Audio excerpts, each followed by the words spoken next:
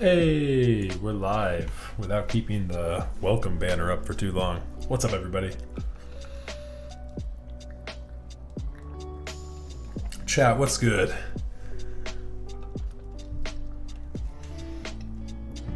We are listening, Yoni Wolf, to the Chilled Cow playlist. It's a playlist that streams pretty regularly on YouTube. Well, it's 24/7 streaming on YouTube. So yeah, definitely I can recommend that, and that hasn't DMCA'd us yet. This is the ENRA Virginia song, Virginia by Enra, kind of like Enya but Enra. What's up? What's up? What's up? Why so dark? Is it dark right now? I switched out the light behind us, Raz. Also, Raz, what's up? Tire God, Atticus, what's good? Chris, how we doing? Yeffy, I see Yeffy up in chat. Sabus, thank you so much for the 2 months. I appreciate that. Sabus says, love the streams and the vibes. Keep cool in it, Max. Nice, thanks, Sabus. I appreciate you, dude. And Zinked, what's going on? I see you with the build command. What's happening? I got the build command updated. We're looking good. It is a little bit dark right now. Yeah, the Giants Bucks games. Yeah, you're not alone. My wife is watching that in the other room right now. Yeah, so I don't know. I've been playing with the light. I mean, what do we think in terms of like coloring there? I think the purple one's okay, but like maybe switching up this orange one a little bit. Like, do you like that a little bit more? Something a little lighter? Or should we do like a color? Should we do like green or blue, or what do you guys think? It's a little bit darker right now. Maybe like a blue? This blue's kind of cool, right? If we do blue, we can boost that up a little bit more too. There we go. What do you guys think? Yeah, that's what I was thinking too, Rez. So yeah, we can do the logo. As soon as I get, do you guys see? I'm missing one light bulb. Amazon Prime failed me. Amazon Prime was supposed to deliver my third light bulb today, and it is delayed until tomorrow. So the stream you guys catch we'll have all 3 light bulbs then. So yeah, we're just a little bit late. Fun sticks with the Twitch Prime. Thank you so much. I appreciate that. You can use that Twitch Prime sub anywhere, and you used it on me. And I appreciate that. Did you make a mistake? Thanks so much, Fun Sticks. Appreciate that. Yeah, so early people up in chat. We're about to start an unboxing here in just a second. I've got lots of stuff to show you guys. I showed you guys the ogre last time we were on stream. I went and picked up my God, what should I even start with? I've shown you guys the square already. I got picked up a Jane V2 today. I picked up a Jane V2. Do you guys want to see that? Okay, hold on. So let's switch it over to the camera angle here. Let me show you guys a couple things here real quick. So the Jane V2, we've got the 9009 set for. It looks like it's got the Apple keys and a couple extra modifiers, a couple extra space bars. The full sealed round 3 of 9009. I actually had round 1. So what's Keeb in front of you now? This is the unicorn. So this is the TGR Singa collaboration, the 60% gummy mount board. Yep. So yeah, let me show you guys. I actually haven't looked over this board yet myself. So I've got one of these. These keycap containers are kind of cool. I've been thinking about maybe not keycap containers, the switch containers. I guess you could use them for keycap containers, but the switch containers. Also, it does seem a little bit dark to me. Let me turn this up a little bit. I don't want to make myself too bright, but it does seem a little bit dark. Does that seem a bit better? I think that's a bit better. I'm not overexposed still, and I think the background looks a little better. On this screen, I was looking a little dark. There we go.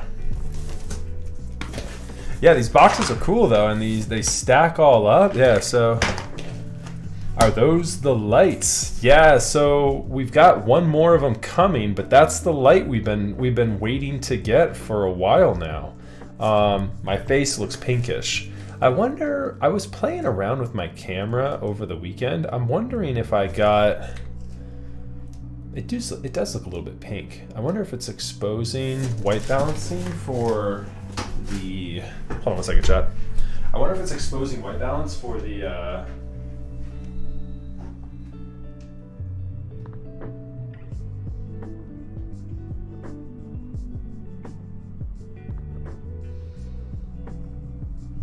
put it on auto and see what it does here. Now I look really pink. Yikes.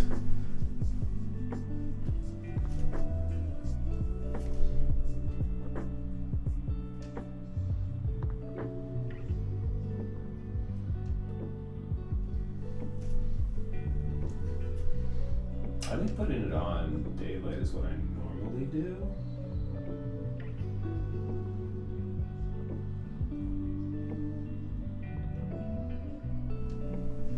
But then we might need to change up the picture profile. Oh, whoops. Well, let me change this up real quick. Should have checked this before. Sorry, chat. Let's hit menu again. Oh, come on. There we go. Picture profile. Oh, picture profile got changed. There we go. I should be on, there we go. This should be a little bit better. Yeah, my picture profile got changed. What's up, everybody? Okay, here we go. Let me pull the microphone back over. There we go. Microphone should be good now. All right. Does that look better? It could also be the lights changing it up. We've switched the light behind us, and so I hope we're not going too crazy with the light. I hope it's metering. I think I have the metering set to the center of the screen, which should be picking up me. So hopefully, we'll see.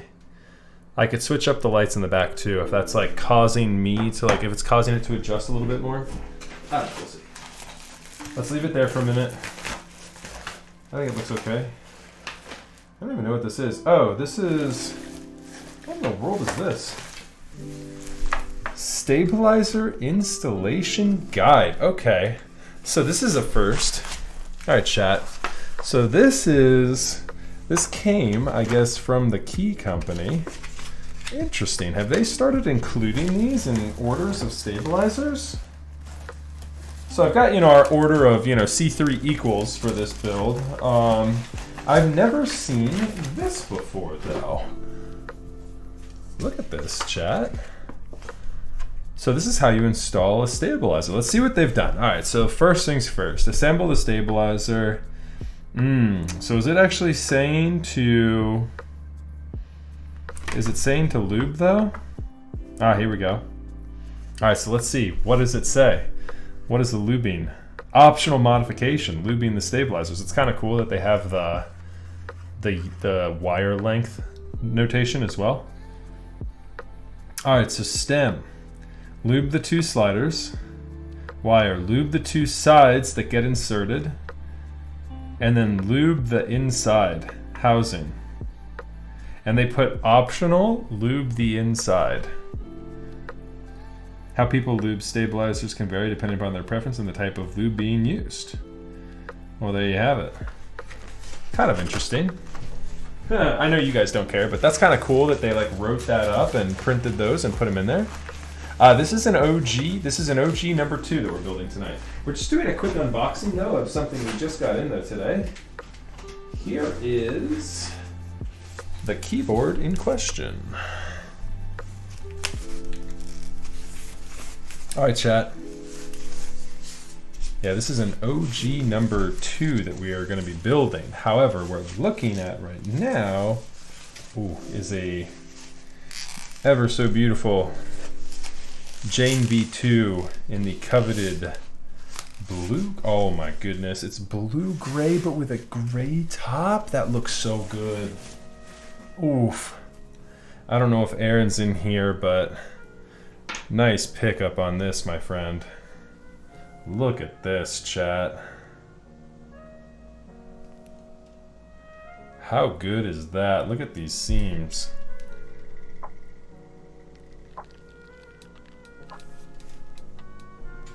Oof, that's beautiful. So it's a blue-gray bottom with a gray top. It's contrasts so nicely with the stainless steel and the brass stainless, the sandblasted steel in the bottom. Like, really, really nice. That's a good color pop. That's a Max F approved move right there. I love getting mismatched colors from TGR. His anodizations are always so good. Raz, do you want to debut the, because that certainly applies.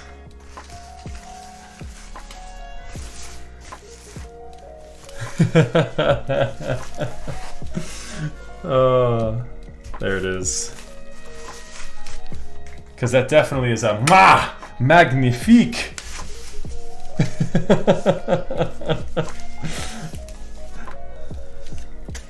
This is a different client build. It's so good. Alright, so yeah, that build will be coming here in the next couple of nights, next week or so. We'll find time for that one, and you know we'll find time for that one. Alright, let's key set back in here. We got the 9009 to dress up on that. I think that'll be a really classy look for that for sure. So that'll be a good one. Make sure you tune in for that Jane V2 build. Not to be confused with a couple of the V2CEs that we've got. Oh, you know what else we need to do as well? Pizza Force with the 3 months. Thank you very much, Peekaboo, to you as well. Let's get a shout out for Pizza Force. There's another keyboard content creator for you, chat. All right, so let me take a look here. All right, so here is the next little piece. We've got a Dadeson custom on the way. You ready, chat? I was looking at this. For those of you that know, I've been talking about this one. Chat, can you guess what that is? Other than an absolute fingerprint magnet.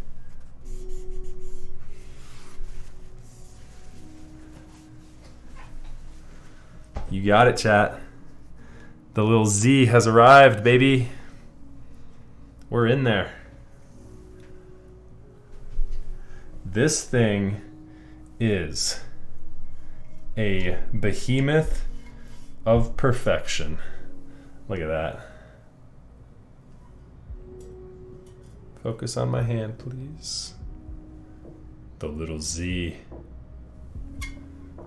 It is a super thick rectangle. Look at this, chat. Nothing to it, right? Doesn't look like there's much going on. Well, let me tell you. There is some complexity to this that you would not believe. And wait for it. Y'all ready for my custom engrave? By the designer himself. Oh, come on, focus camera. The little Z, number 3 of 10. How's that for an engrave, chat? Let's go.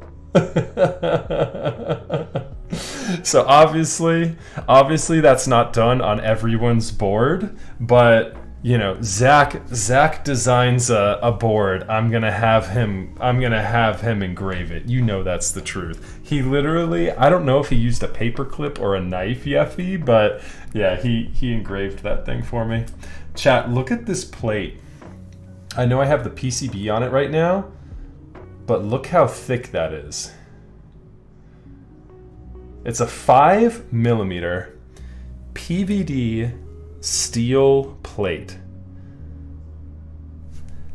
with we're gonna be using Gary's in this build. So I'm gonna be modding these Gateron yellows with cherry tops, and I'm going to be using this GHV4 thick lube on it.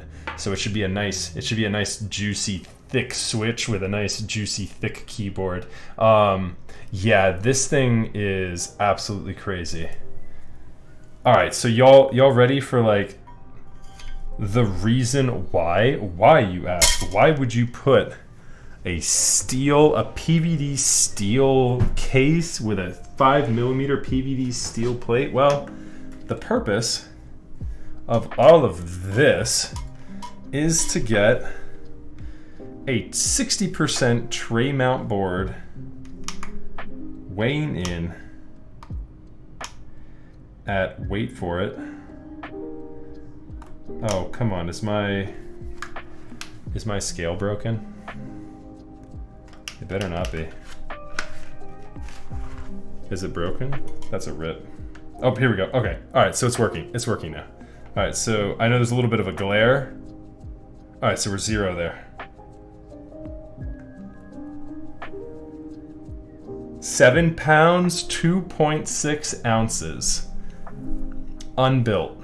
So no keycaps, very few switches, obviously. Weighing in at way too much. Yeah, put this thing in your laptop bag and carry it around. Don't drop this on your cat. Don't drop this on your cat. Look at the bump-ons for it.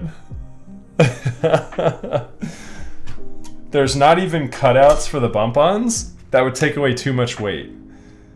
The bump-ons are just these thick, square pieces of 3M stickies that fit onto the bottom. They're like almost like feet.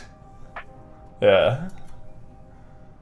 Everything about it is indeed square. I don't know if you noticed, but the plate layout supports only the canonical 60% layouts. You have the option for a split right shift, a split backspace, and either a stepped or a standard caps lock.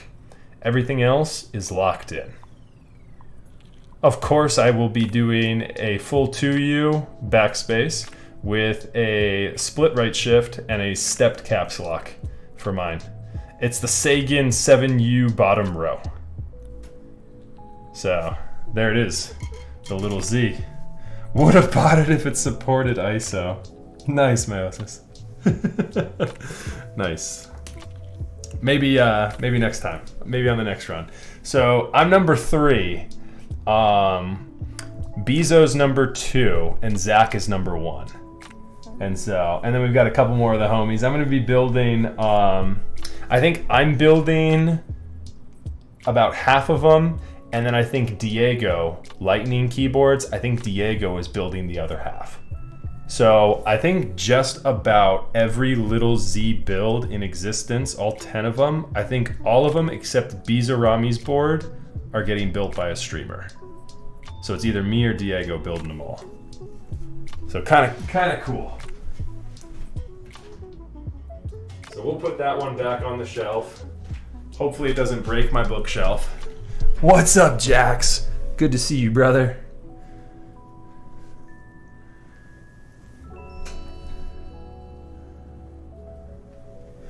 Stepped caps is the GOAT. Let's go, Atticus. You got that right.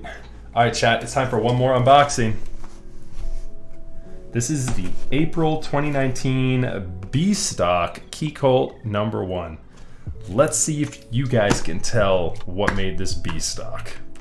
I certainly can't. I certainly can't.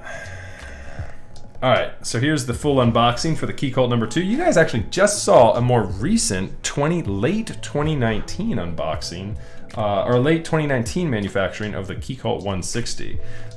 This is what we're building tonight, chat. So it's no tease. We are going to be building this thing up here.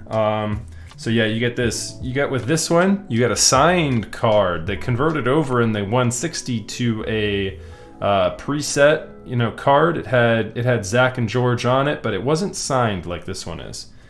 So with a little arrow, I guess, to lift the thing up so that you get your Keycult sticker.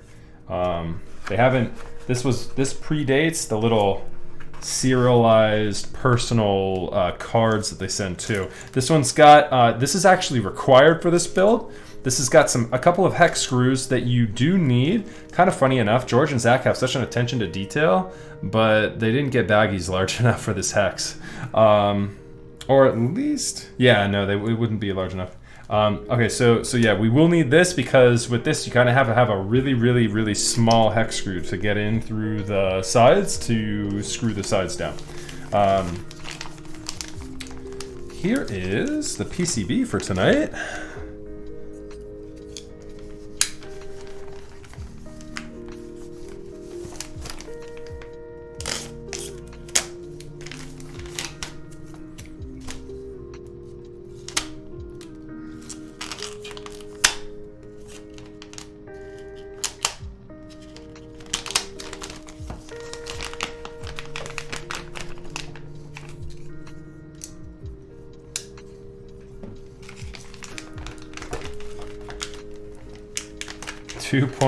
7.25 pounds of PVD, steel tray mount 60%. That's right, Yeffy. There's the little Z for you. What's up, Archon? Good to see you. Man, already these lights have gotten my office getting a little warm. I'm going to open my window a bit. Oh, of course. Got it locked. Oh, come on, let's unlock it. There we go. Okay.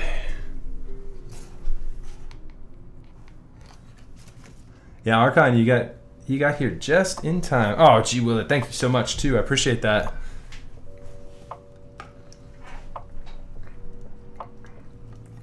$69 viewers up in chat. Nice. I pooped through the SAT-75 buy, so I ordered sushi later in the day. That's a classy update. That's what I'm talking about. Is this the number 265? No, this is the number 2 TKL. George. I'm fantastic today, Alpha. It's good to see you, brother. So here's your PCB for tonight. Again, designed by the ever-talented Wilba.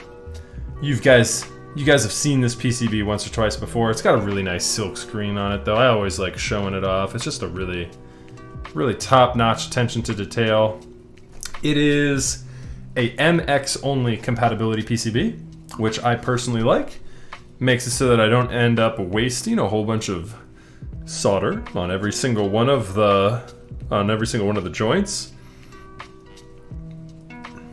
What's up, Janice? Is that Janice or is that Jans? What's good?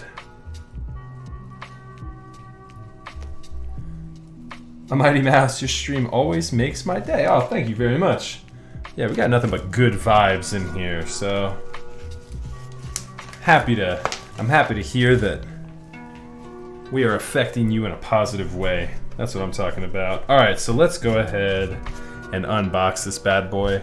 All right, obviously a very thick set of foam comes with this guy, and then another little liner here of more foam. We got foam on top of foam. I believe it's just foam all the way to the bottom of the box here. Yeah, you can tell it's like the custom cut, so it's ridged, so you have the angle of the keyboard accompanied by this. We're good here. We can put the box on the floor.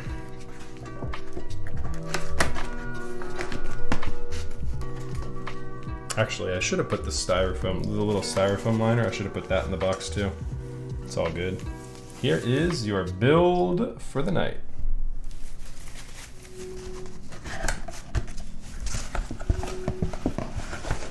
Put this back in here. And here it is.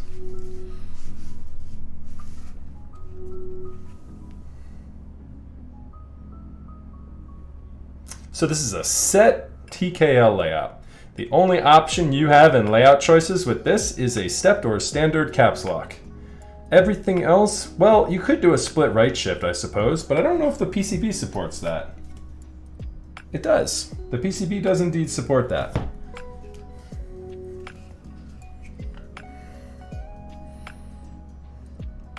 Who was that 75% designer that basically just straight up copped this design and ran with it? Do you guys remember that? And then when he got called out on it, he changed the logo up a little bit, but kept everything else the same. And the logo he stole the next time around was like the Georgia State Polytechnic, like divisions, the schools logo. I'm like, dude, that's still stealing. You're not getting it. Do you guys remember that? It was definitely one of those popcorn drama posts on Meiosis, you know my clientele too well. This is indeed Rich's. As a matter of fact, I didn't hit up Rich to let him know we're going live. I told him we were going to go live earlier today, but let me just message him again here.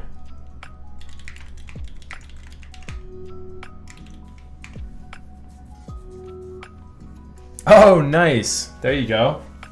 Sold it to him for retail. Now that is a fantastic steal.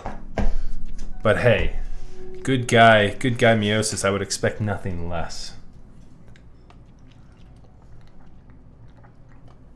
Alrighty. Yeah, so here it is, chat. So, as I said, the reasoning behind holding onto these hex screws, obviously I have my own hexes, but these are so thin, and you actually have to screw this in and unscrew it through these guys since it's a full seamless design. And so this is all detailed in Keycult's build log on their website if you get one of these things. But it's a pretty unique way to close up this keyboard. It's pretty cool. It's the first and only time I've seen one of these, or a design of this way, right?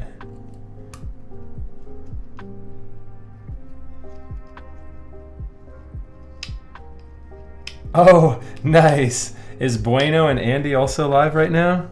That's what I'm talking about.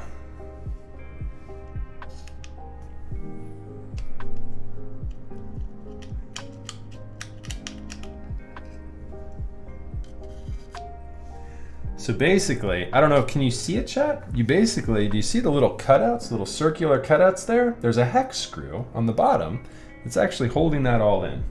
And so it makes it really interesting when you have to close it up, because you close this keyboard up by inserting the screw into the bottom of the case and kind of like pseudo putting it together before you put the plate and PCB back in.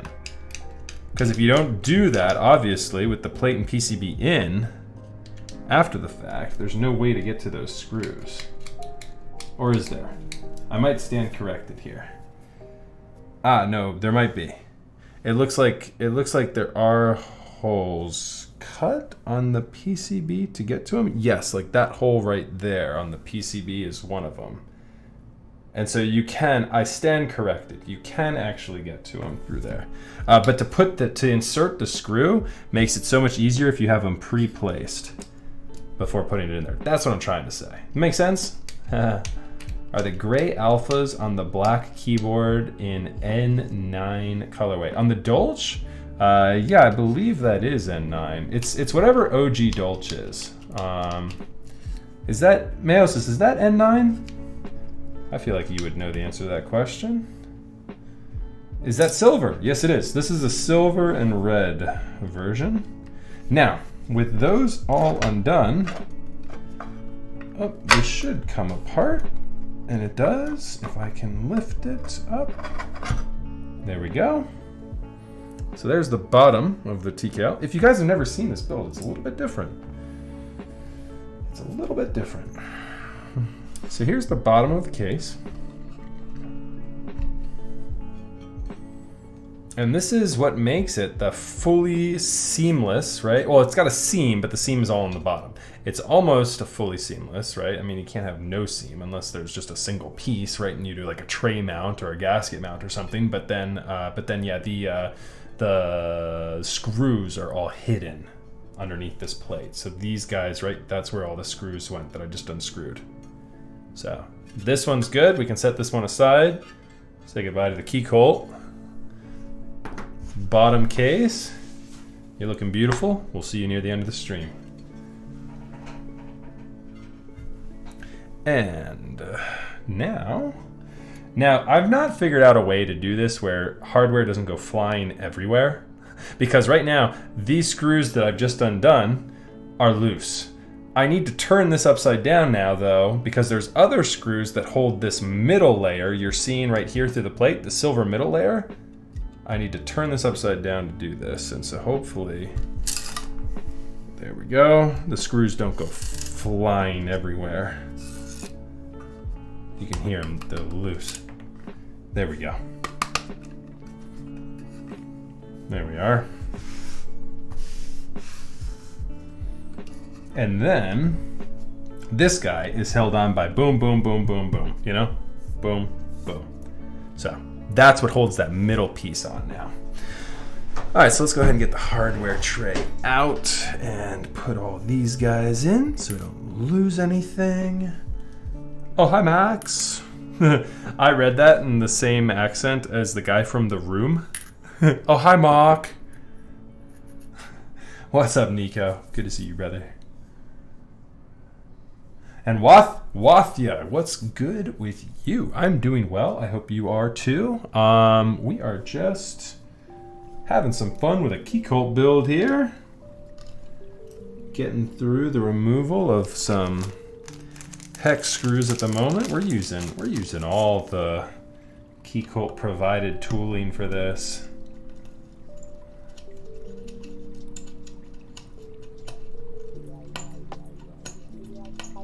Wasn't a huge fan of Dolch, but pretty sure that key set was made before all the new colors. Yeah, I mean, right. This is an OG Dolch, with the exception of a couple of keys that have been added on from earlier, the earliest of the buys. Like these guys right here were not on the original Dolch, nor was that function key.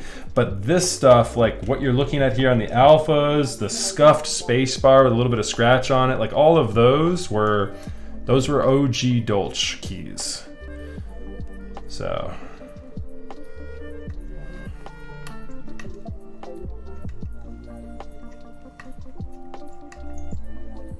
That is double shot. You've got it, Yeffy. They didn't do any OG, they didn't do any colored OG die subs, I don't believe. Are OG double shots all ABS? I don't know if all of them are. I know this one is. Any interaction I've had with an OG double shot has been DCS or ABS. I have a Prime E coming to build. Nice. There's a good pickup, Nico.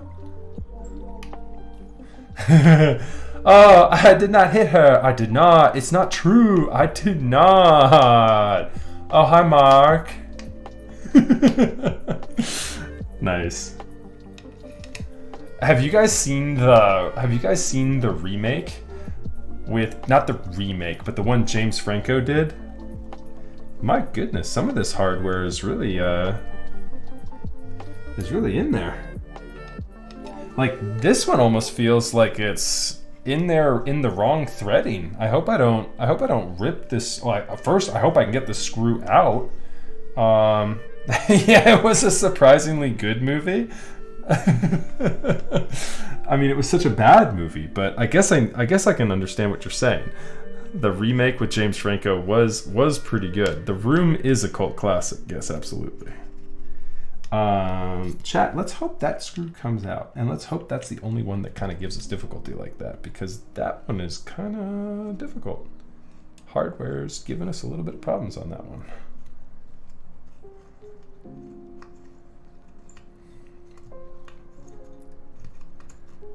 That would be a huge rip if this middle layer wouldn't come out.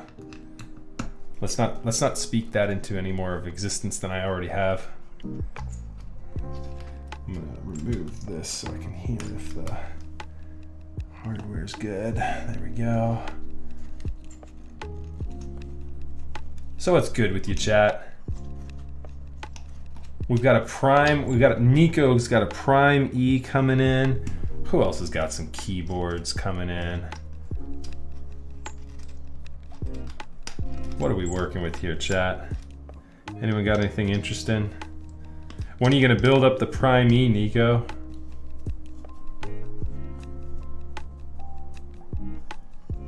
Oh, nice. So Jans, did you see the, and I didn't see earlier. Also Artisan Labs, what's good? I missed you waving a minute ago as well. I didn't see though, did you confirm Jans? Was it Jans or Janice? I can't remember if you changed your name maybe. Yeah, did you happen to catch the Wildcat build of the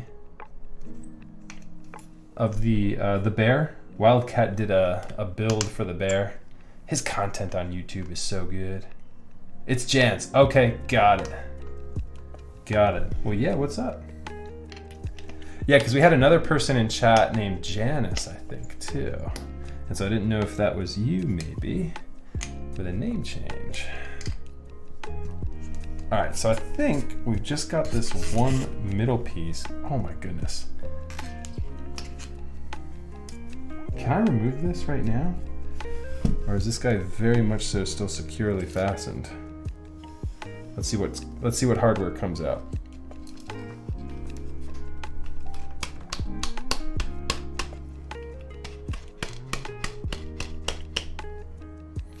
All right, we've got a fair number. We've got a fair number to release themselves. Let's see where we're at. Pretty much, yep, all of them on the bottom came out. All of them on the top stayed put. What's up, Tommy? Good to see you.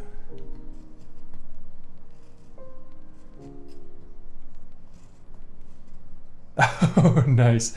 Internet janitor. Nice. You're doing God's work there, Jans.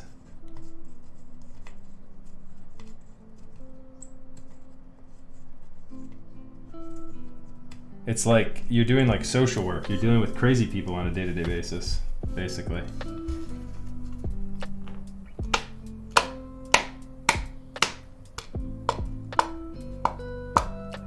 None of you want to come out? Oh man.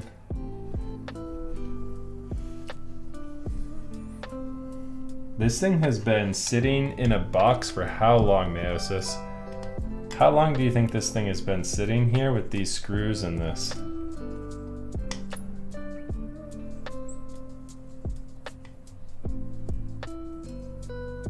Building up an old Magic Force 68. Man, plate mount stabs are scuff-tastic. There you go, Spiked. Although plate mount Cherry isn't too bad. Just get the toothpick mod going on it. I'm trying to get this hardware just to where it clicks.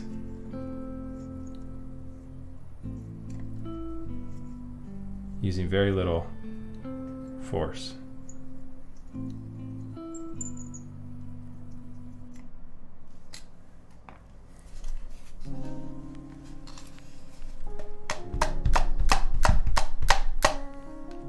Chat, what's happening to us here?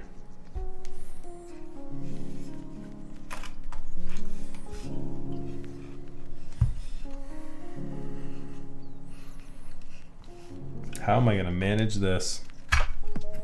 Oh, we did it. Did you hear that? Oh yeah, we're doing it, chat. That was indeed very much so on there. All right. So here's your fully isolated gasket mounting system on the Keycult No2, very similar to the 160 we just built on, what was it, Saturday? What was it? You've got gasket mounts already pre-installed on the No2 TKL to go all around the top and bottom of this guy. And this is the full seam, right? There's the full side profile right there, with that very large exaggerated chamfer right in the middle. And then in the front, you have the same thing, another very large exaggerated chamfered edge there. Really nice anodization overall, though. It kind of looks like that apple silver, right? I mean, pretty cool design there. All right, so here is your plate. Thank goodness this thing came apart finally. It's like stuck to it. Did you guys hear that little sound as I pulled it off? All right, so no, dissimilar to the number 2 Rev 1, this doesn't have that spring leaf plate. This is just an aluminum plate here, standard, right? Pretty cool Keycult engrave right there above the arrow cluster. And yeah, with that, we can get, I'm gonna leave this hardware right where it's at because it kind of had difficulty like getting that in there. Like, look at this. All of those screws are staying put. 1, 2, 3, 4. 1, 2, 3, 4, 5. 5 of them. So we'll just carefully put this guy aside. I'm also gonna move my hex screws up to my tool parts. A small appreciation post. Just a few of the greatest people I have gotten. Mechanical keyboards. What is this? Oh, nice. Yeah, there we go. Thanks for that, Dodo. I appreciate you, dude. Very nice. Okay, you guys are kidding, but no joke. You are right, Jens. You are indeed right. The cleaning up the cesspool that is the Reddit mechanical keyboards market. Yeah, so it's nothing really to it, Spike. There's a portion of the stabilizer that has a sort of like toothed opening, the larger part of it. Or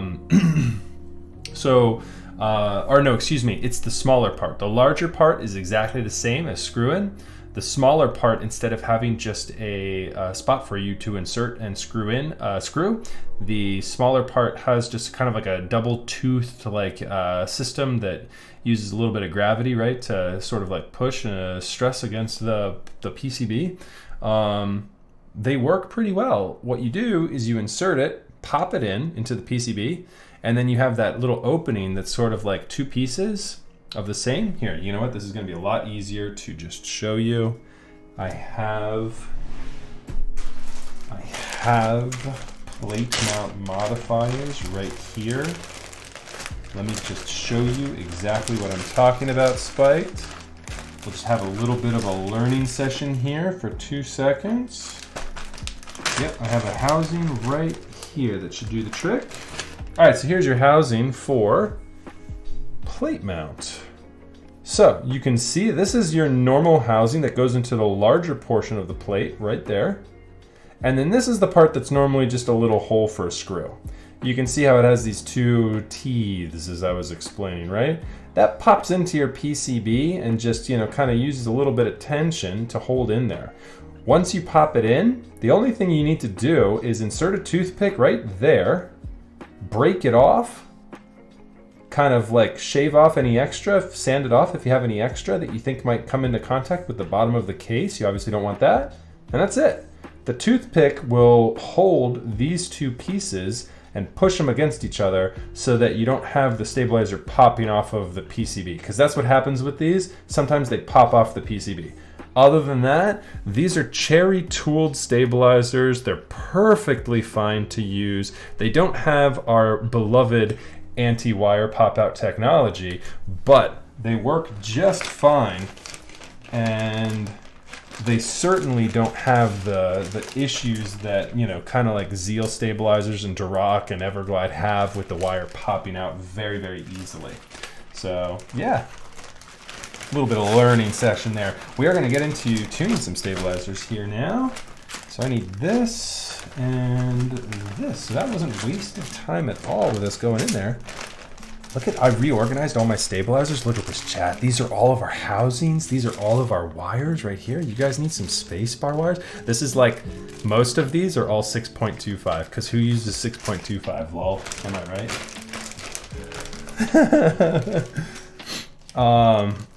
And I think Yeah, I was providing stabilizers for this build, so so we do need all of this. All right, so real quick though, before we proceed, I do want to test the PCB. I'm gonna put the middle case down in just a minute. We're gonna keep it up here for just a moment so that I can plug this daughter board into the PCB and, was it USB-C? Beautiful, beautiful. That'll work for me just fine. USB-C it is.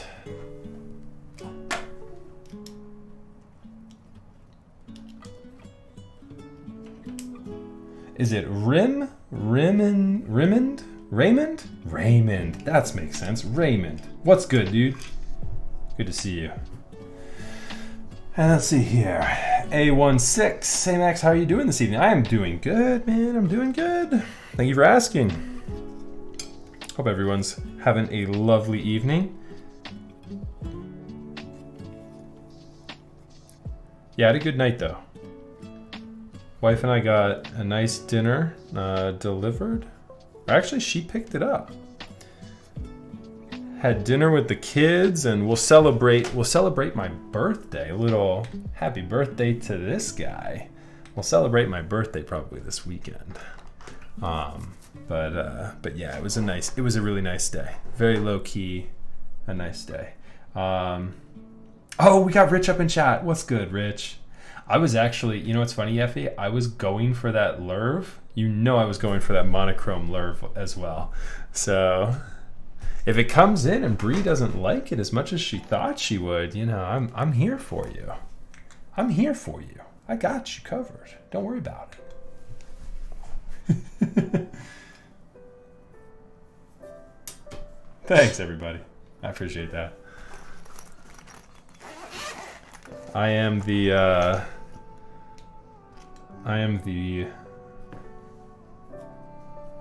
ripe age of 34 today. 34 years young. It's all good, my babies. 34 years young. Rich, you're just in time. We're just testing the PCB. Making sure everything is looking good here. I remember you said earlier today in chat you wanted a stepped caps lock on this. Everything else is predefined with the exception of a split right shift. You can do a split right shift on this if you would like, Rich. Everything else with this plate and PCB is set though. So, or can you? Hold on, I might have to eat my words here. Excuse me, you cannot do a split right shift. This plate does not support it. Excuse me. Oh wait, no. I'm holding the plate upside down. Chat, I'm an idiot. You can do a split right shift. Yeah, okay, cool. All right, so Rich, yeah, you like the regular. I agree. The regular right shift is the way to go. But yes, I was holding the plate upside down. You can do a split right shift should you fancy that. If I remember correctly, you wanted everything standard with a stepped caps lock. So in my opinion, that's everything standard. Stepped caps lock is standard. That's my default. That's the way we go every time. I know it might be a little more comfortable for some people with like a smaller layout, but I'm so used to stepped. It feels weird gaming. I feel like I hit control every now and then gaming if I don't have a stepped. I think we just missed those. Yeah, there we go. I got all that space. Hold on, I'm missing something. What happened? On TKL, might as well do split right shift. You got all that space. Yeah, so G Willet, with a TKL, I don't mind having a regular shift because here's the main reason. If you're running OG keycaps, which I opt for a lot of the time on a TKL, I go for win keyless with a standard shift, standard enter, and standard backspace. You start getting into compatibility issues if you do a whole bunch of like split keys instead. I'll give you an example. Here is my Jaguar with OG keycaps. So you can see this is an OG NCR shift key, and you know it wouldn't work. I'd have to get a compatibility kit for that if I if I didn't go with the standard layout. Thanks, Lollipop. I appreciate that. Oh, I got you, Julian. I got you. So you did mean standard shift, not the split shift. I got you.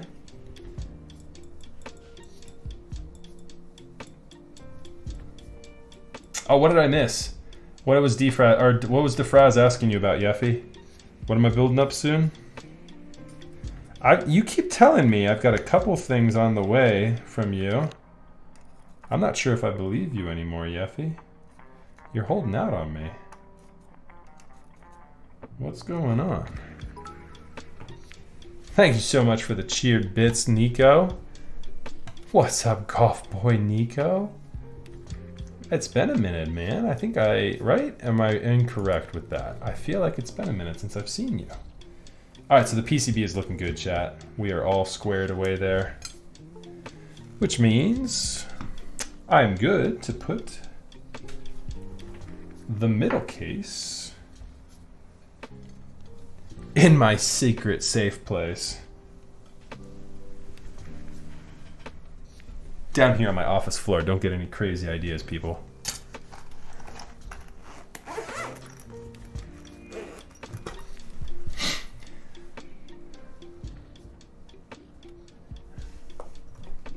I can't unbox it until stream time? Like I don't get to take a peek?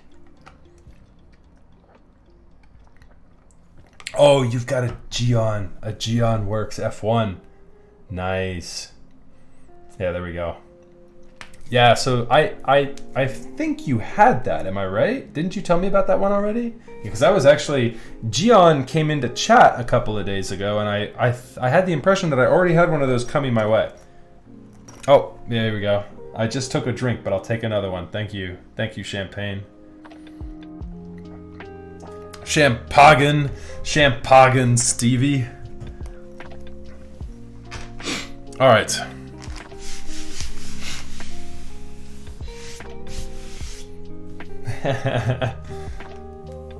What was the quote from There's Something About Mary? Now you can go drink champagne with that Brett Favre guy. Favre? Oh man, Nico, now you're trying to overhydrate me. I'll take another drink though. I was remarking to M the other day, I literally need a hydrate command for like just normal life. I don't drink enough water throughout my day. So I should just attach a GoPro and stream everything I do. Alright, we're disconnecting the keyboard and getting the unicorn out of here. You know what we're gonna do? You know how we normally put something to show off the keyboard we're building. We're gonna put this guy right here on our desk so people can see the glorious underside of the Keycult. It's a little exposed right now, a little overexposed, I should say, but that's okay. That's all right. We'll be just fine. Okay. All right, chat. Hydration is life. That's what's up. What's free? Hydration is life. Moisture is the essence of wetness, and wetness is the essence of beauty. All right. Hey, Rich, we're doing N9 for this, right? We've also got some funky green and orange up in here. I'm assuming you want N9. I have 12,000 points. Soon, Max, you will be suffering about how much hydrates you will do. I mean, yeah, don't hurt me or anything. Oh, channel points. God bless America. I didn't wipe the points again. Hold on though. Do I need to wipe them? Let's fix this now. Do I actually need to wipe them, or can we get away with just having a monthly and then I can change the points, the exclamation point points tracker or whatever, to just show what points are current for the month. Do you get what I'm saying, chat? Am I making sense? I'm making sense in my head right now. I don't know if I'm making much sense in real life though. Let me see here. Let me go here. Let's go to my channel. Forgiveness if I have anything that blows out. All right, so if I go to the leaderboard for current and all time is the same thing. Interesting. Stream elements leaderboard. Configure. I want to show it by Yep. Default panel, period time, current, all time.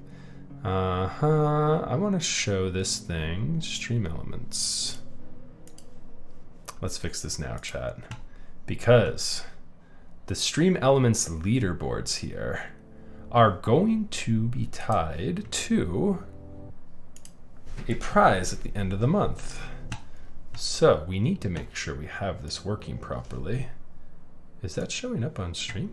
Oh, no, it's not. Okay. All right, chat. Have fun for a second as I figure this out on stream awkwardly. Let's figure this out together. Okay, loyalty settings, subscriber multiplier, max use, blah, blah, blah, blah, blah, amount, loyalty enabled, follower bonus, blah, blah, blah, blah, host bonus, cheer bonus, blah, blah, blah, blah.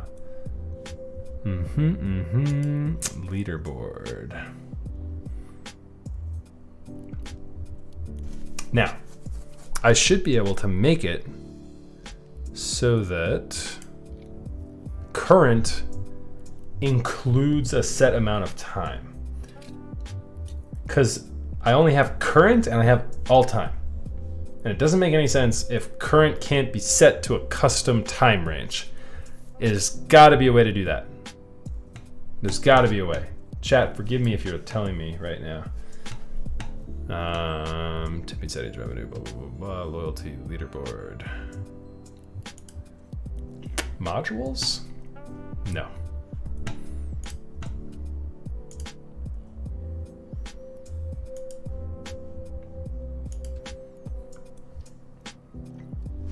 OnlyFans. Nice.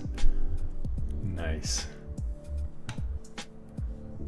All right, well, I need to reset points anyways. So we're resetting the leaderboard now. Okay, leaderboard has been reset. Oh, do I need to reset it manually every month? The leaderboard has been reset, but if you go to all time within the stream elements down below, you can see how many all-time points you have. Okay, so that's, I guess, one way we can do it. You guys are just gonna have to remind me that at the beginning of every month, I'm gonna have to reset points. That kind of feels bad. That's a feels bad, man. I should be able to set a custom time range and set it to just month to month, or just set a custom 30-day period. I mean, I don't know, month to month is kind of tricky, but you should be able to load up the calendar through stream elements, but whatever. We've pseudo got it working. All right, so chat, here it is. Whoever is the top of the leaderboard at the end of November is going to get a complimentary build service from yours truly. So all you have to do is figure out what you want built, and I will build it for you for free, including shipping up to a total of, I mean, what's reasonable? Insured shipping is probably like CONUS is most times for most boards within around $20. So I will cover the shipping both ways. So you just send it to me, I'll reimburse you for your shipping, and I will build up the keyboard for free. Sound good? If it's international, I will cover shipping up to $40. Boom. Sound good? 2 thumbs up, chat. So go for that point leaderboard, and we'll put in a command for like, we'll need to put in a command that like explains what I just said, but because my mom thinks it's all a scam. In JKey's stream, I won a keyboard, but I couldn't get it. Oh no, Nico. That's so sad. I also feel like, chat, is my microphone peaking tonight? I'm popping to red more often than I normally am. Let me go here while we're looking at things that are kind of... here we go, 45. Oh yeah, you know what? That's a little bit high. Let's set that down there. -5 dB, that should be better. Okay. All right, that should be good now. I don't know, I have everything really low. Regardless of having it low or not, you would have me popping a little bit on audio. You would know it. You would know it if I was popping. There we go. You've all been grouped into one hydration. You can pop as many of those off as you want. I just hydrated. I actually need to get more water. You guys are just forcing this build to take longer by popping that hydration command because I'm gonna have to take a water break. Okay, let me put this down here. Yeah, go ahead and pop off with all of those. I'll go get my drink refilled here and have one more sip for you here in just a second. Okay, we're good here. That's all squared away. How far are we into this? We're at an hour in and we're just getting to stabilizer tuning. Chat, let's go. We've got work to do tonight. All right, so we're gonna need a 7U, which we've got one just looking for us. Here it is. Oh no, that's not our 7U for tonight. I want a C3. There we go, there's a 7U. And we're gonna need a left shift. We're gonna need a right shift, an enter, and a backspace. And not to throw that wire. Oh my goodness, chat. All right, seriously, cool it with the hydration commands. I get it that it's cheap and you have a lot of points.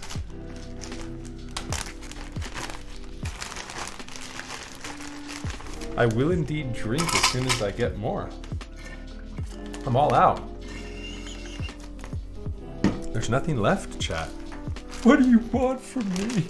I have nothing left to give you.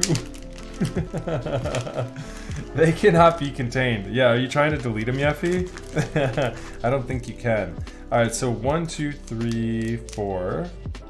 So that's 1, 2, 3, 4, 5, 6, 7, 8, 9, 10. Perfect. I need all of those. This is a standard size PCB. Yep, we're good there. And here's some housings. There we go. Might actually need to get some more stabilizers here soon.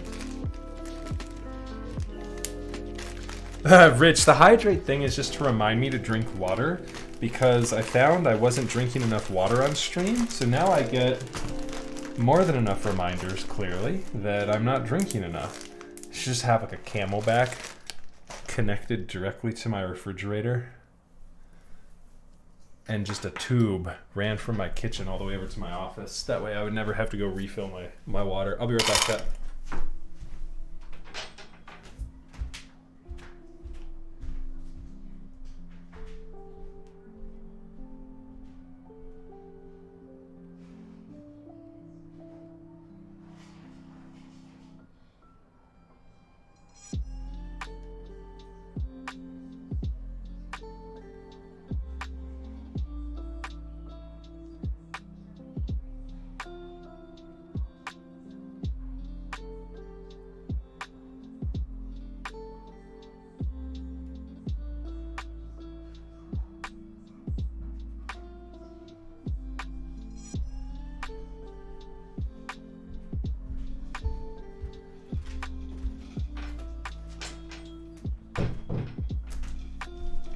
I launched up the fireplace for the first time today too. All right, here we go.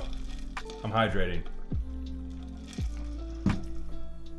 All right, now seriously, use that command. Use that command in moderation.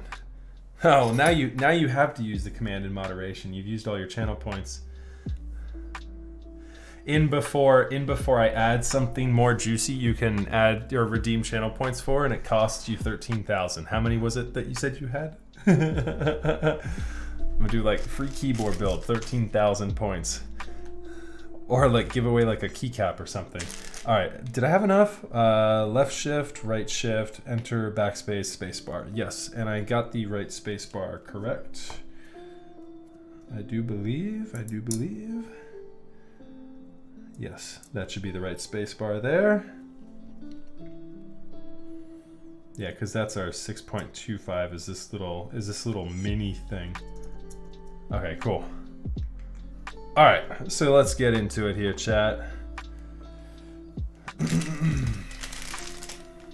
Oh wait, I got out double the amount of housings I need on accident? Is that what just happened too? I wasn't paying attention. I was so frazzled by all the hydrate commands. 1, 2, 3, 4, 5, 6, 7, 8, 9, 10. 1, 2, 3, 4, 5. 1, 2, 3, 4, 5. I did. All right, so let's get back to it. I'm sorry, everything literally got spammed off my screen by a certain amount of people. Nico, thank you. And so if I missed your message up above, my apologies. Please retype it.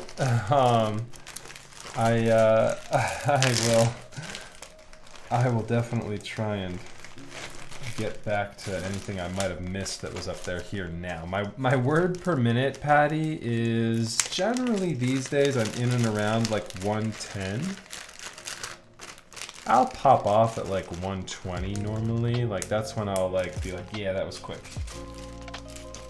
I can do like shorter word tests too and hit like, what was I hitting that was in like the 150 range, Jeffy? Were we doing like a 10 word, like jokey 10 word challenge one day? But that doesn't count. But yeah, no, normally in like words per minute, if I'm typing for like 60 seconds, I'm in and around 100. So I'm not the fastest typer, but I type okay. I have a flying pinky here on my left hand. I always get that like flying, like I'll be typing, and by the end I'm like flying the left pinky up in the air. It's definitely a bad habit.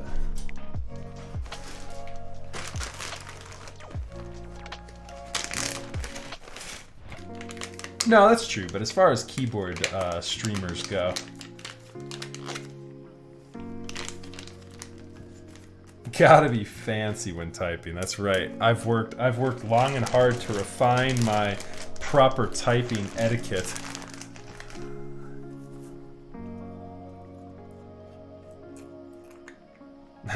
What's the Hawaiian quote? It's pinkies out because you're fancy and thumbs up because you're having a good time. There we go.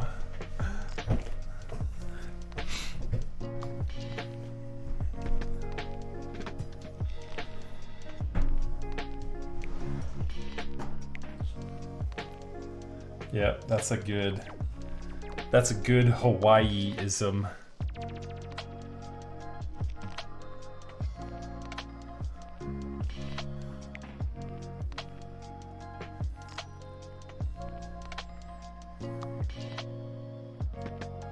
I wish I was that fast, not touch typing correctly. I was actually in and around the probably like 80 to 100 range. And then I actually sat down and decided I'm not touch typing correctly. I should. And so I corrected my typing so that now I touch type almost perfectly as I should. The only key that I strike with the wrong finger is the B key. I hit B with my right hand instead of my left hand. So thank God to Sam and the Alice layout having B's on both sides, because I'd never be able to use that keyboard if it didn't have a B on the right side.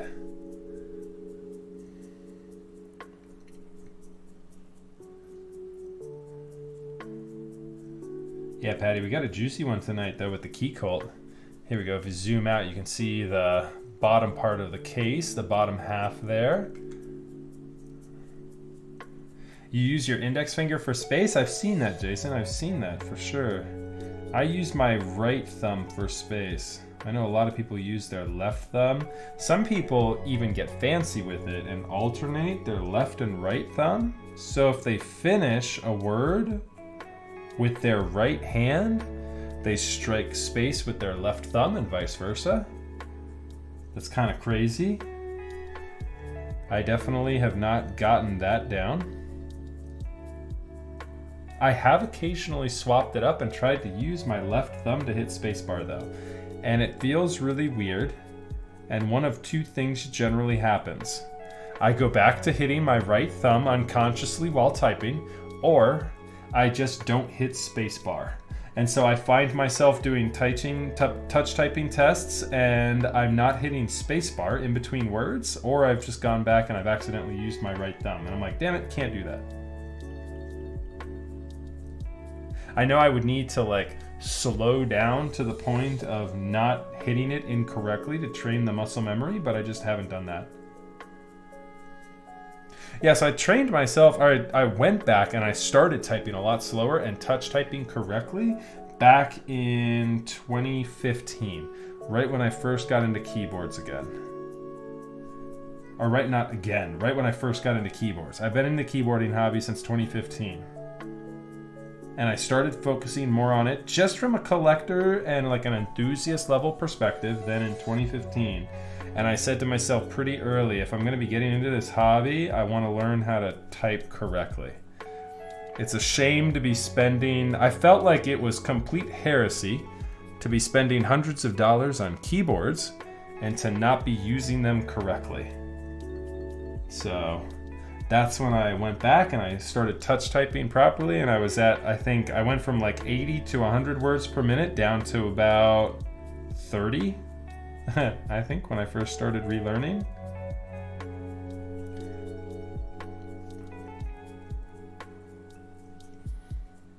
And I just slowly worked it up from there.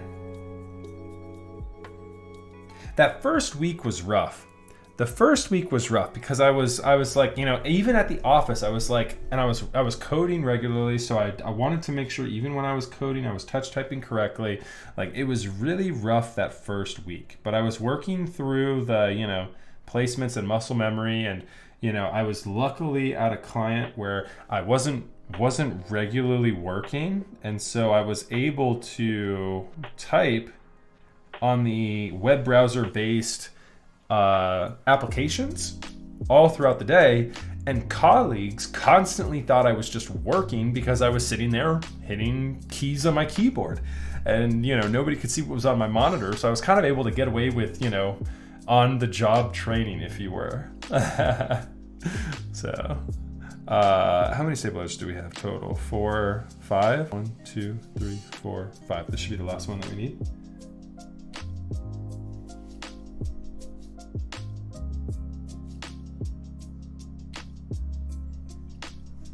Typing lessons from the company, that's right. So they were none the wiser.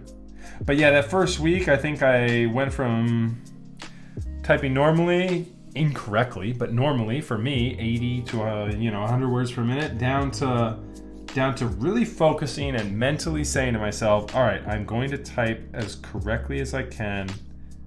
The B key being the only exception.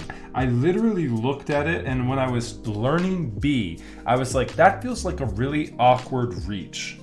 And so I made a very conscious decision and said, you know what? That reach feels too uncomfortable with how I am holding my hands and ergonomically placed. And so I was like, I'm hitting B with the right hand. I know some people who hit Y with their other hand as well. I hit Y with my right hand and B with my right hand. I know it's the opposite for some people. Some people hit B with their left hand and Y, or B with their left hand and Y with their left hand. And that also would be incorrect because it's Y with your right hand, B with your left hand.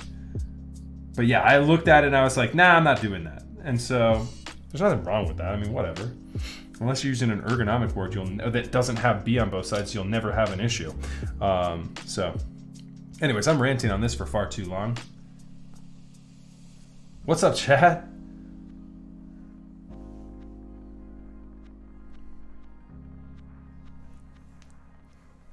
Yeah, Patty. I don't know if I necessarily thought about that, looking at what keys were pressed most often by which hand. But yeah, I mean, from a feel perspective, it just felt more of a natural reach on my right hand.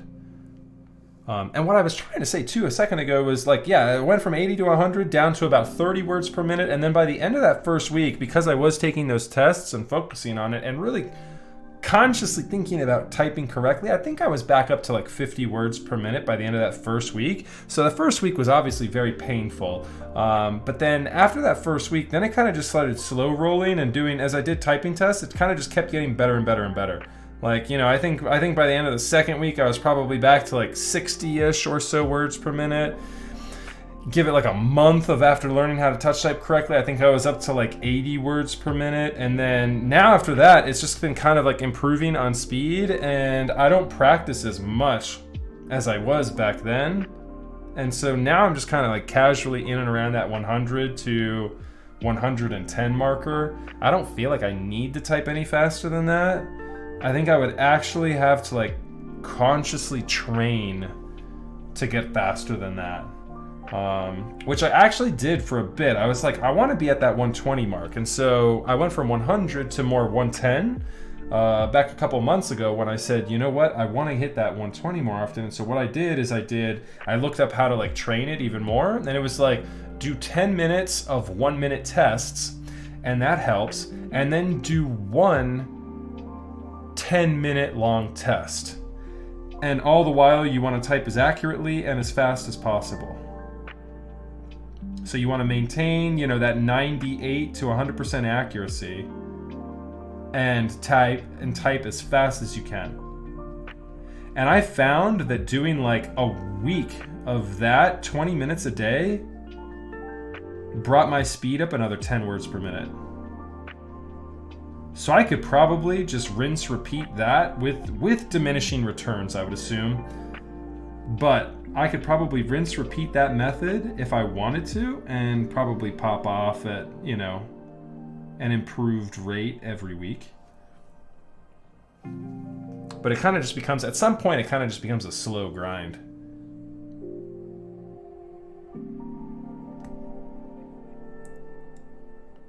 Where practice makes perfect.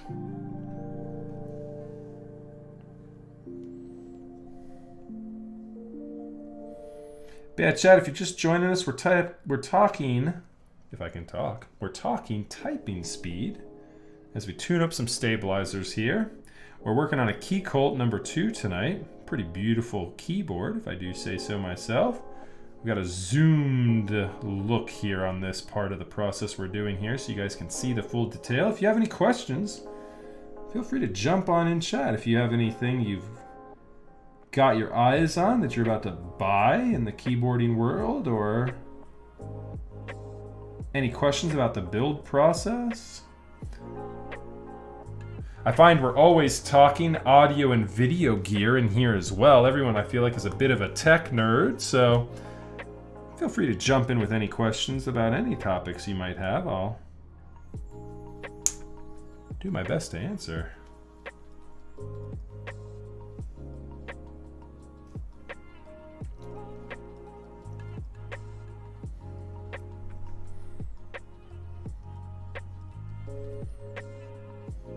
That is going to be a tough pull, Patty.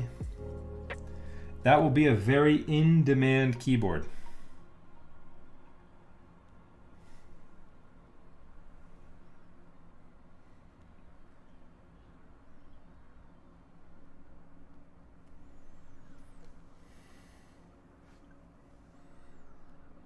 But yeah, hey, good luck. Have they declared how many units they are making of that?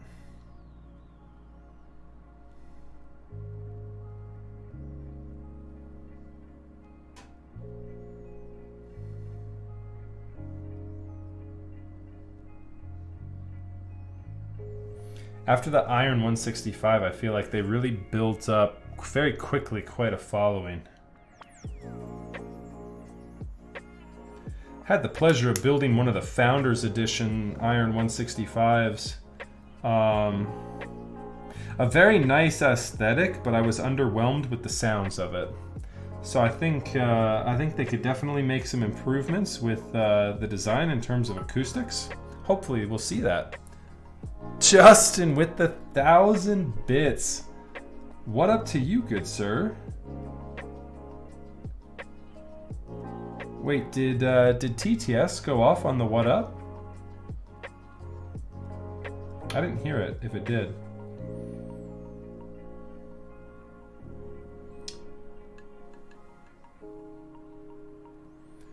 Justin, no more donating to my stream, sir. You need diaper funds. With that little baby running around. How is the little Superman doing? Saw the Halloween costume. Very cute.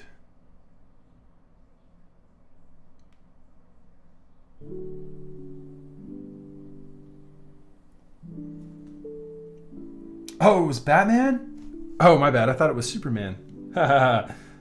Nice. Batman. My bad.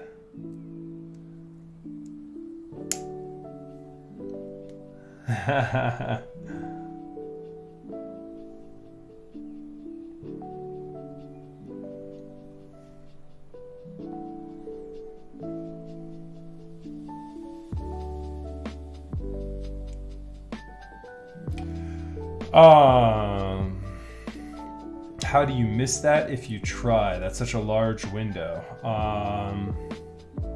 Oh, there was a queue? There was a queue for the Satisfaction 75? How did that work? That's interesting. I'm sure they had some sort of engineered system, but yeah, I didn't watch that, and so it wasn't really on my watch list. So their website, instead of just crashing with a 404, gave you a queue message instead? Kind of like you would get in like World of Warcraft? You're entered into the queue to launch their website. Please wait.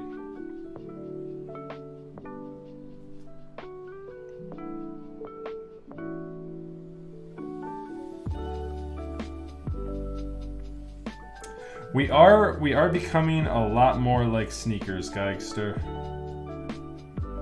We've still got that niche sort of feel to our hobby, which I hope we never lose. But we are, from a supply and demand perspective, certainly becoming more and more like sneakers. I can't even mess around with artisans anymore. Like, if I don't win an artisan sale directly from the artist, I mean, aftermarket on artisans is just so astronomical now. I just can't even believe it. Like, bongos selling for 400. You know, you've got like nice ones selling for like over 1,000. You've got the serious key selling for over 1,000. I mean, Gaff is just, you know, forget about it. Gaff are selling for like 2K, 3K. I mean, it's nuts.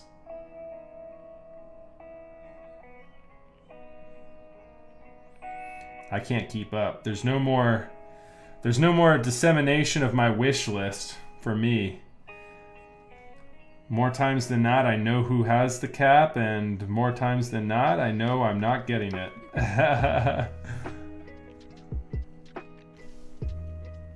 Yeah, it comes to the point where you kind of just gotta say enough is enough. And, you know, I've said it before on stream, I'll say it again. This hobby, like many other super high-end enthusiast hobbies, you know, can be really, really expensive and trying on your wallet. Spend responsibly. You know, I know for many it goes without saying, but spend within your means.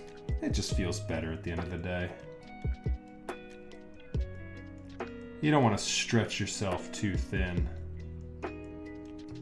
And, yeah, and I mean, I know it happens, but I just can't get behind these aftermarket prices on keyboards. I mean, at the end of the day, it's just a keyboard. You know, you get the question, or I should say, I get the question a lot of like, what is this worth? I mean, it's honestly, it's worth what the designer, it's worth what the designer originally sold it for. Thanks for the follows there, chat. So Yeah, I mean, I get it. Supply and demand exists and capitalism exists. People that want things will spend the amount of money they want to get that thing. And so it's been certainly proven that there is enough money in this hobby for people to just go out and pull whatever it is they want instantly for whatever price they need to do to get it. But yeah, just don't buy into that hype. Don't FOMO into it, which if you're not into stocks and investing is an acronym for the fear of missing out. There will always be another keyboard buy, and there will always be another opportunity. Just be patient. So, I know that might not resonate with everybody, but just some words of wisdom. How much are the Keycult boards anyways? So the number 160 that we built over the weekend is trending, I think, somewhere in like the $2,200 to $2,400 range. The number 2 TKL that we're building here tonight, so there's two different versions. There's this red version here, which this is actually an anodized aluminum. There's also a variant where this is a stainless steel plate. Yes, that's aftermarket. There's also a version where this is I believe these were somewhere in like the $700 range for price point. Keycult does a couple of things differently. Keycult does group buy raffles, where if you win a spot, you get a Keycult, and that's generally, as Geigstra is saying, somewhere in that $500 to $600 to $700 range, depending upon what it is. Keycult can be a bit more expensive because they are now tooled up and run everything in the United States. So they don't Ninewalker. They don't outsource to China anymore these days, which was probably cheaper for them, but will be more cost effective for them in the long run with what they want to do. So it makes sense, but right now Keycult's a little bit more expensive on the raffle, right? And then the other way of getting a Keycult from buys, which they've done in the past, is they generally do Vicry? I'm not sure how that's pronounced. An auction. They do a silent Vicry auction or Vicry auction, however you pronounce it, where the number of slots determines the price. And so say you decide you want to spend $1,800 on this keyboard. If that is the lowest bid out of the total number of slots, so say there's 20 boards available. If you are the 20th winner, whatever price you said you want to pay, the other 19 people also pay that price. So if somebody said, I'll pay $5,000 to get it, odds are they didn't pay $5,000. They paid whatever the 20th person said they would pay for after a raffle ends or after the auction ends. Does that make sense? It's kind of an interesting way of doing it. It brings the designer a little bit extra money, while also not being too, much of a cash grab. Keycult hasn't done that in a while, though. Did they do Vicry auction for the number 2 Rev 1? They might have done Vicry auction for the number 2 Rev 1. I don't think they did that for the number 265, did they? I could be mistaken. They did? Okay, they did. Okay. Keycult also goes to a lot of meetups. Not in 2020, obviously. But a lot of times when you can find Keycult at a meetup, they'll bring with them a number of boards. And so, I know, for example, at KeyCon, you had the opportunity to buy a number 2 direct from them at KeyCon for a much more discounted price. It was basically another Vicry auction at KeyCon.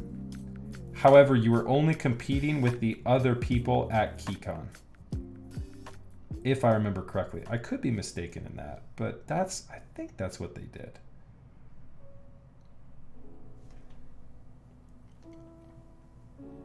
I think that's what they did. It doesn't dictate the aftermarket value, although the Valkyrie auction will be closer to aftermarket value than the raffle price, obviously. The raffle price generally for group buy runner will be the costs of manufacturing, the costs of all your proposed and assumed logistics, shipping, packing materials, exchange rates, etc., and then a little bit of overhead. Hopefully they've included enough overhead to cover themselves and make a little bit of money. Nobody likes doing things for free, but a lot of times designers in the keyboarding hobby don't make much money on their keyboards. Like, there are a lot of designers who put group buys out that don't make that much money. They just like the hobby, they like doing something for the community, and there's a certain element of it too that they want to see their design brought to life. And if people are jazzed about that and they can sell some money or break even on getting their own product made for free and prototyping it, you know, that kind of comes at a nice benefit too. But I mean, with how things sell in aftermarket, I mean, it's my opinion that, I mean, you know, there needs to be more of a happy medium, I think. More money going to the designer, and also hopefully a little less scalping involved. So anyways, stabilizers are tuned up. We're going to go ahead and get these things screwed down onto our PCB here. I forgot to get hardware when I went into my bag a moment ago. Let's see if I can find where I put that bag. I just organized my stabilizer bag. It feels so good. Feels good, man. Everything is so clean. It's in there. It's proper spot. I'm gonna grab some washers too, just in case. 1, 2, 3, 4, 5, 6, 7, 8, 9, 10. Yep, we should have enough there, and we should have enough there. That should be a full set.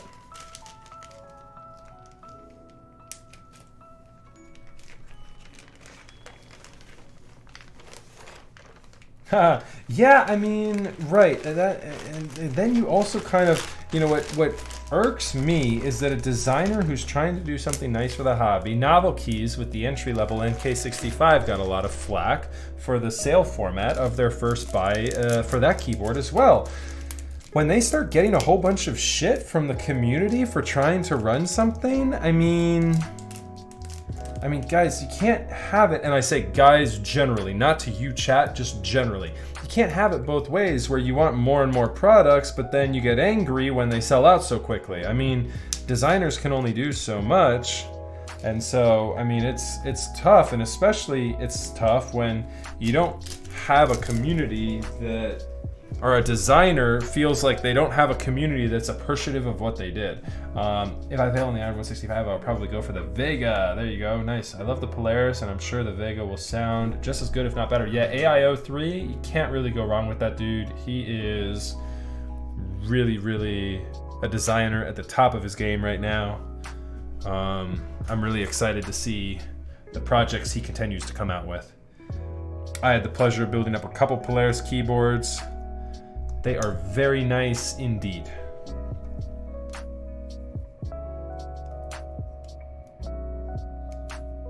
Yeah, I mean, there's a $250, probably looking at 300 and some change shipped keyboard that instantly went up to about $800 with aftermarket value. So it's just a tough time to be into keyboards. I say it constantly. If I were just getting into keyboards now today, I would probably have been priced out of this hobby before I even really got started. So it's tough. It's tough. I hear you, chat.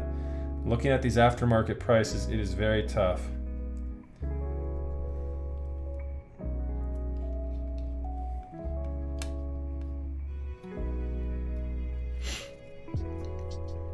Yes, AIO3 is absolutely one of those types of guys whom is in it for the hobby and just the love of giving back to the community. Yeah, $360 for an in-stock Vega. Yeah, can't go wrong there. How many units is he selling for that? Do you know? I chat with 1,000 units. That's beautiful. Nice. I chat with AIO3 quite a lot for audiophile equipment. The guy is just an absolute fiend too. He's so cool. He just knows so much about everything. And like once he decides he's like going off the deep end on something, he goes all in. So it's the same way with his keyboard design. I mean, he goes all in on it. And if you ever need to bribe him, there's some hot information right there. You can just be like, hey, I've got some audiophile stuff. I know you're into that sort of thing. Maybe we can work a little trade, a little something. Keyboards for audiophile gear. I will warn you, he's probably got easily large 5-figure numbers of audiophile gear. But it's always good to know what your designers are into. It's always a good question. What do you collect? Oh, the Prophets look really good too. Yeah, Lols was building one of those up the other night. Yeah.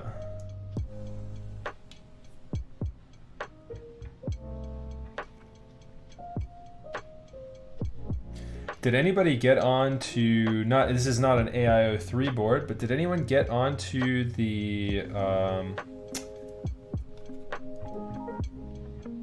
what was it? Zephyr, the Zephyr keyboard. That was ran through the Foundry system and Rama's website.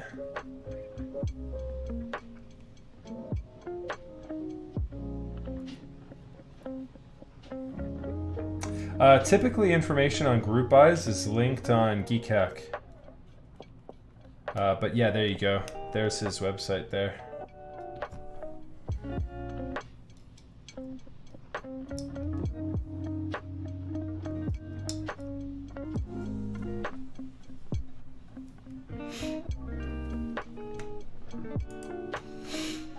What does he have up on his website now? Does he have any Does he have any buys currently going?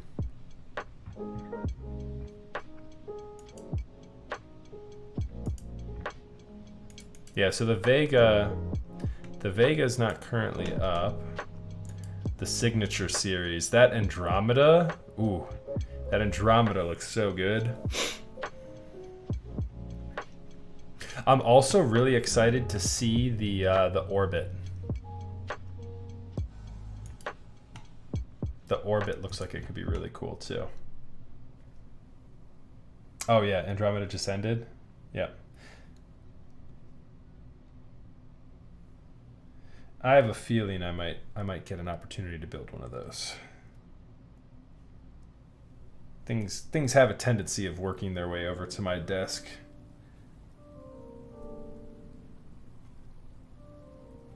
Oh, it was the space bar.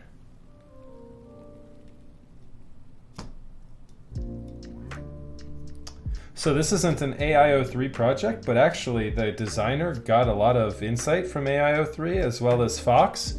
I'm really excited. I think one of the next prototype builds I'm going to be rocking on stream is going to be the Eru. Have you guys seen that hieroglyphic board?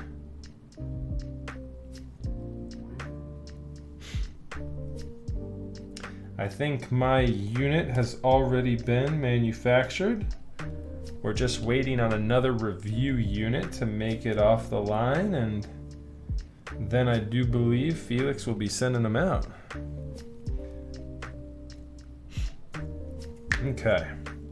Kind of awkward that I ended up with one extra screw, but that's okay. We'll put that back in this bag here so I don't lose it.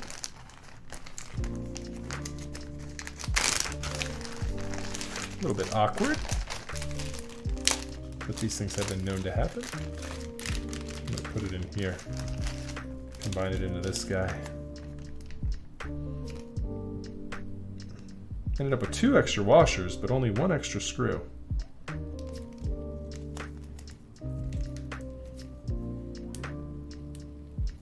Yes, that's right. Yeah, the Egyptian inspired one. That's correct.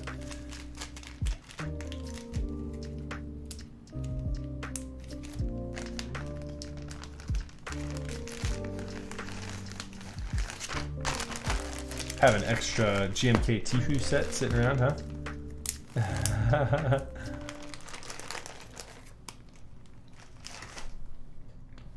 Okay. So here is our plate that we're going to be working with here. I'm going to need to tune up a switch too. So let's go ahead and grab a spring.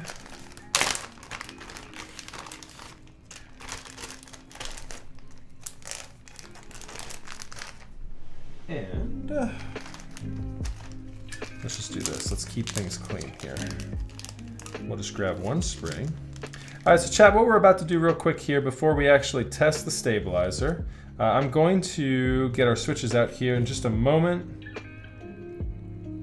We're going to tune up a single switch with a 90-gram spring. So that 90-gram spring is going to give this space bar a lot more pop and just an overall better feel. Because these are lighter springs that have been tuned into these vintage black switches.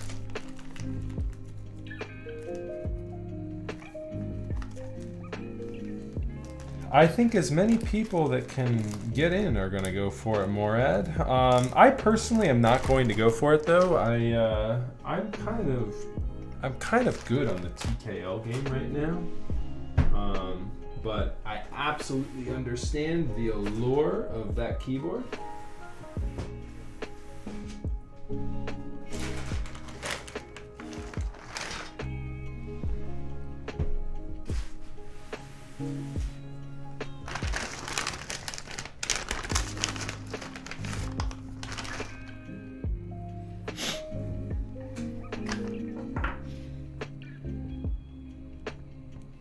So let's see, how do these things sound?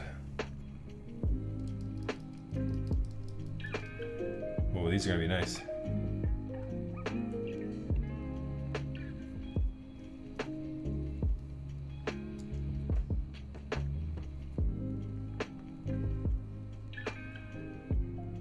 Okay, and I want to get, I hate getting this grease out. You know what I'm gonna do? I'm just gonna put it in my bag for a second. Give this thing a hot little shake around in the bag.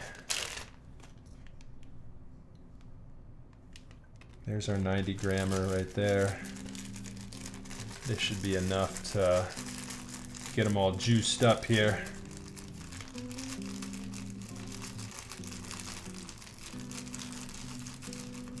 I'm looking at Dalco and Profit and whatever other nice 60s exist. There you go, Geigster. Yeah, the Dalco Mini. There you go. That'll be quite a nice keyboard.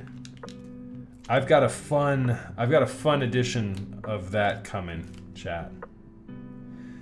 We haven't entered into the manufacturing phase yet, but I've got a fun variant on the way eventually for that. I don't want to give too many details yet. I don't like jinxing something before it happens, but I'm very excited. That should be entering into group buy in December. And so, yeah, so it is a design in collaboration with Hand Engineering, but our own resident Dale Snail, Stale Dale, Dale X Snail, our graphics engineer galore, has designed that one, and it is quite a beauty. Thank you so much for the follow there, Grizzly. Appreciate that. All right, so there's our spacebar switch. And then we're just gonna go ahead and enter in a few more switches here to maintain stability on this guy as we go to drop this into the PCB. Oh yeah, these all feel good. I think we're gonna get a good result with these switches here, chat. They sound pretty nice.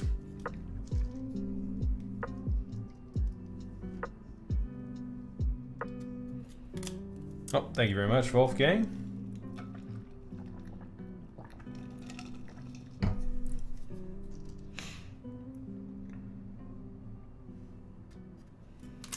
I think it's about time for me to do a personal build, chat.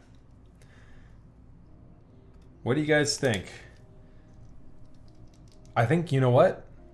We've got two. We've got two on the books. And I'm going to be drinking for at least one of them. Yeah, so the red and black theme. Yep, you've definitely got some red and black, and then it's also going to be some silver. So the case is actually silver, and then but yeah, you've got the red switch or red plate with the black switches. Gonna look really, really nice. Yeah, so I'm gonna be drinking on stream on, what did I say? I think Zach and I are gonna be doing the little Z on Wednesday. So, chat, you've heard it here first. The creator of the madness that is the little Z 60% is going to be built up on, well, it's going to be with us. Zach is going to be with us on Wednesday as we build up the little Z. So we'll have him. I've had him on video chat with me before as I built. Zach's always a awesome guy to have on stream. Super knowledgeable in all things keyboards and has been around for a long time. He is also my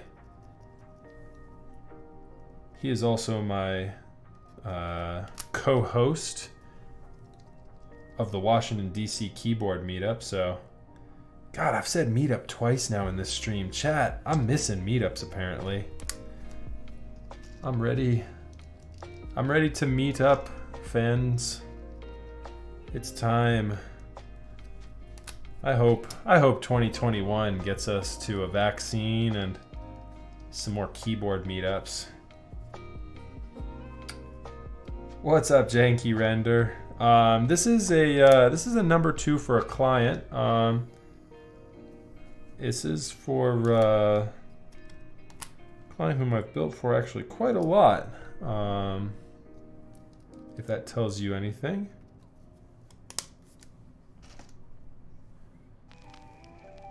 So it is not mine though.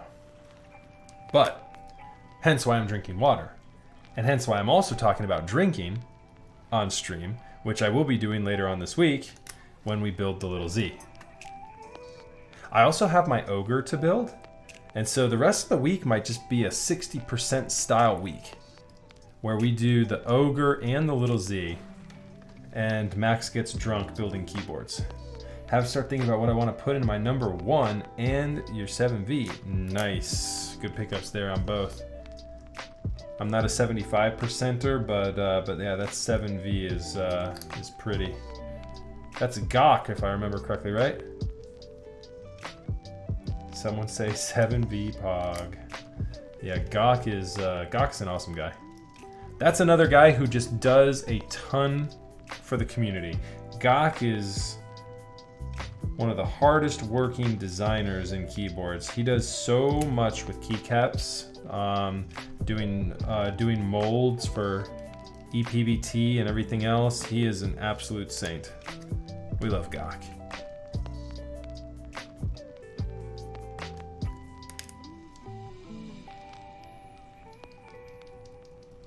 So I'm responsible, here's a little known fact. I'm responsible for a grand total of 0 keycap sets in the keyboarding world.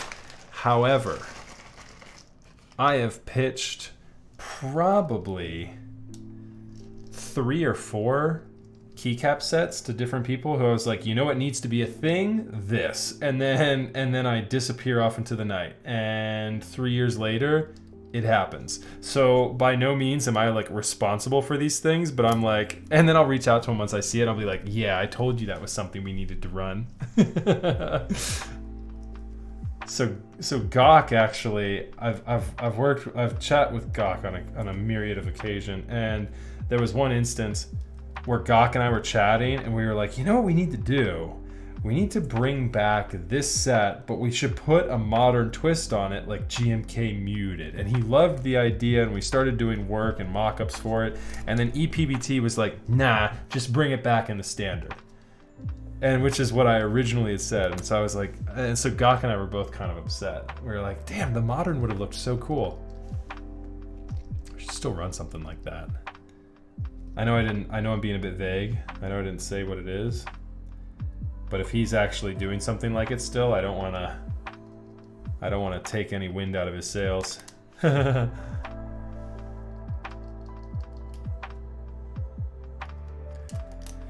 So as you can see here, chat, I'm just about loading up every other switch here into this plate. We're giving ourselves enough to work with here so that the switch can hold up the plate so that the plate doesn't bow on us when we drop this thing down and then go to start adding more switches later. I'm also cherry picking these cherry switches, making sure that for at least the alphas, I get absolute perfection. It definitely is the way to go. Santos Keeves with the 300 bits. Thank you so much. I appreciate that. How are you tonight, Santos?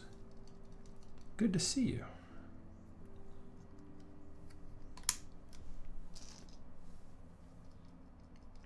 That is a good question, Fuberker, and I will have an answer for you on that question later on this week. I'm actually going to be doing some testing on my Garys with both the thick and the normal films.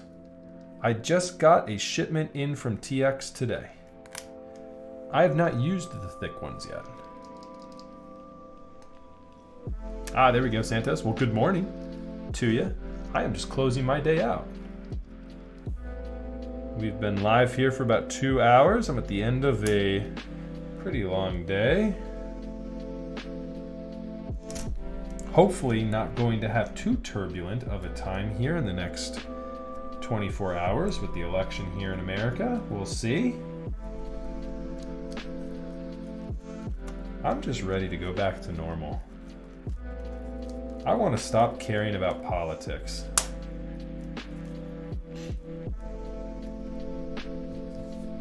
So I stream from the Washington, D.C. area. So speaking of politics, I'm right there in the mix. I am not in Cali. Nope, I'm in Washington, D.C. Well, I say Washington, D.C. I'm just outside. I'm in the suburbs of D.C. in a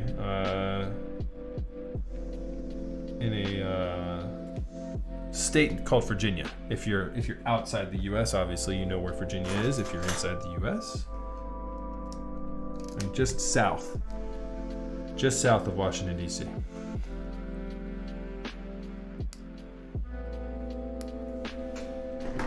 It's classic Vint stems with some of them bent just a little bit.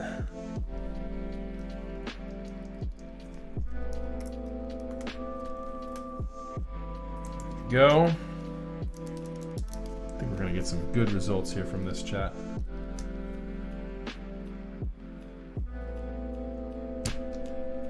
You know, chat, I think I would have a lot of fun on the West Coast.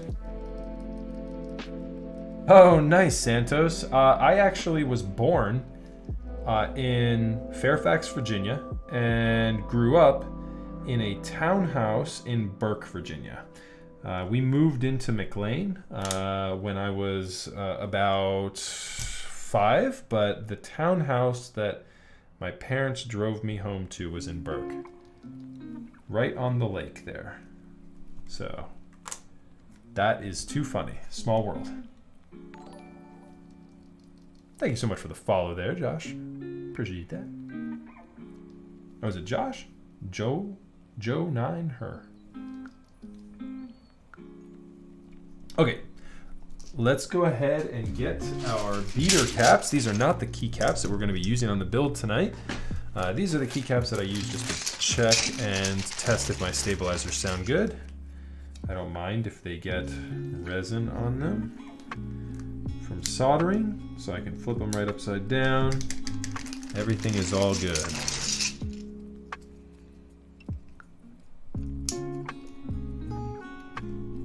test to make sure everything sounds all right.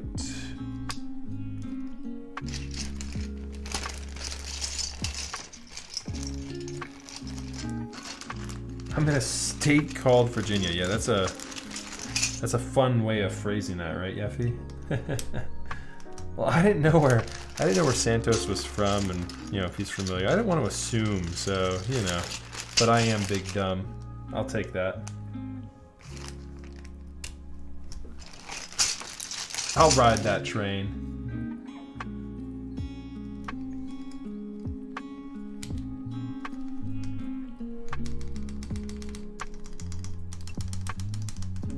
Okay, so let's see here what this sounds like.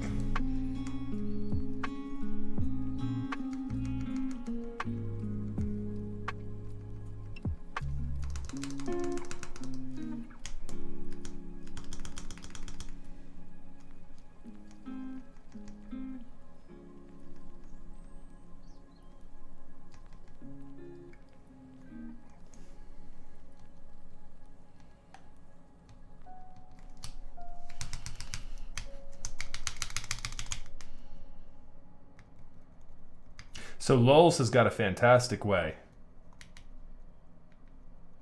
of testing if the stabilizer has any rattle.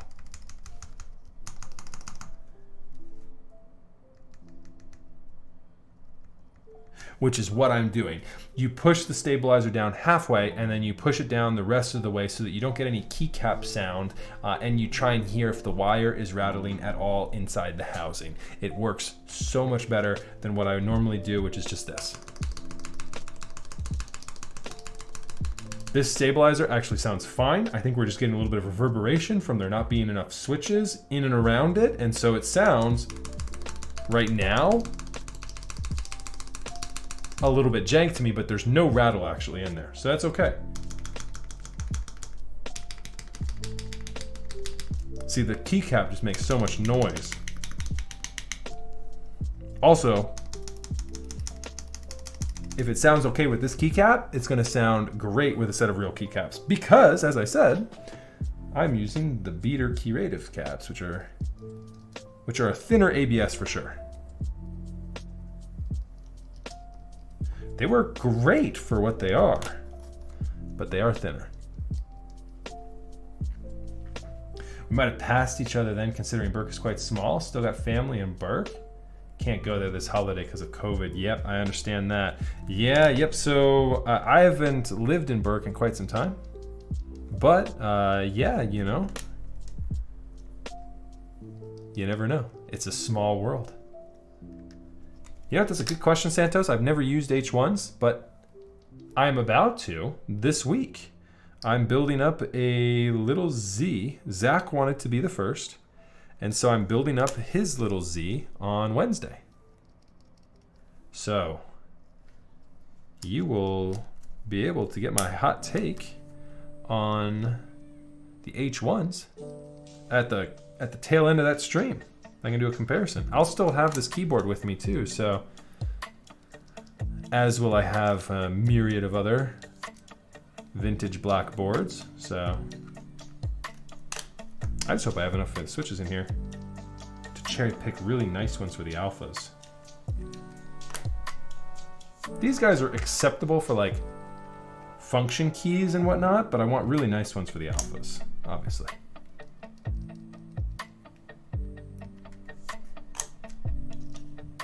I'd be surprised if there weren't already a comparison of the H1s with other linears.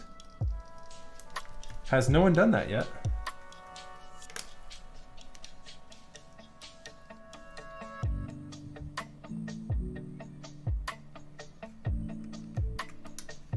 I think my next YouTube video is going to be a studio tour. And I say studio tour, I mean just this like room, my office. Kind of like an office tour video. People have been asking that for a while. I think it'd be fun to do that, kind of go over everything I've got in here. Go over my recording and audio setup. My cameras.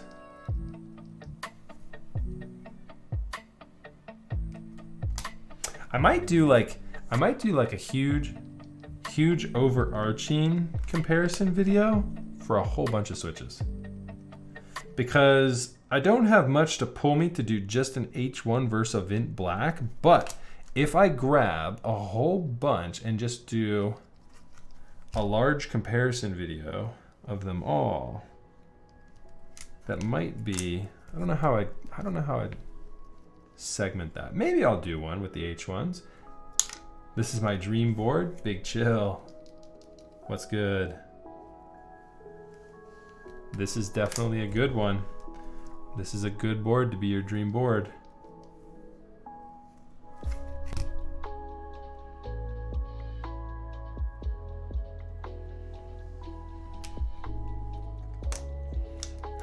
Big chill, does it hurt your soul a little bit to know that this board sat in a closet unbuilt for probably,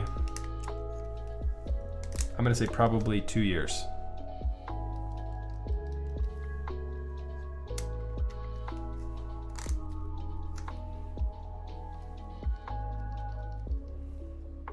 Yep.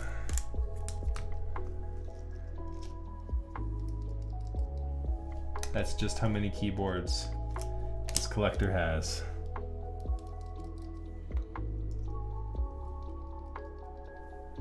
This one sounds pretty good. So mission accomplished. Every single alpha was cherry picked to perfection.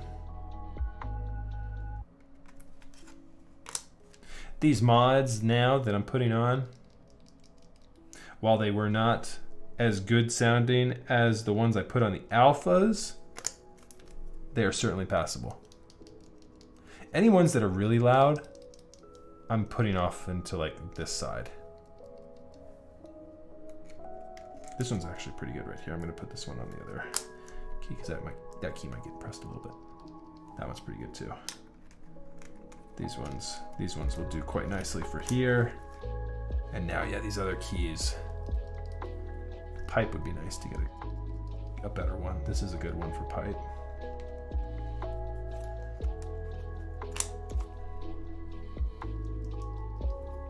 My dream board is either a Virgo or the LZ Ergo. Interesting. Nice. You like that? You like that TKL Ergo design, huh? Then make it, Geigster. If it doesn't exist currently, let your imagination run wild. Do not stop yourself from finding perfection. Just go with it. CAD out your dream and make it happen. Oh, you bought a 7V specifically because of the stainless steel number 2. Now, yeah, the stainless steel variant of that was one of my favorite looking boards. I loved it ever since I saw Nathan Kim build it up. I really enjoyed the aesthetic of that board. That was his daily for quite some time too. He used that for a long time. He's since switched off of it. He doesn't daily it anymore, but I know it's still in his arsenal. Yeah, it is. It's a nice one for sure. The Keycult No2, definitely a good look for sure.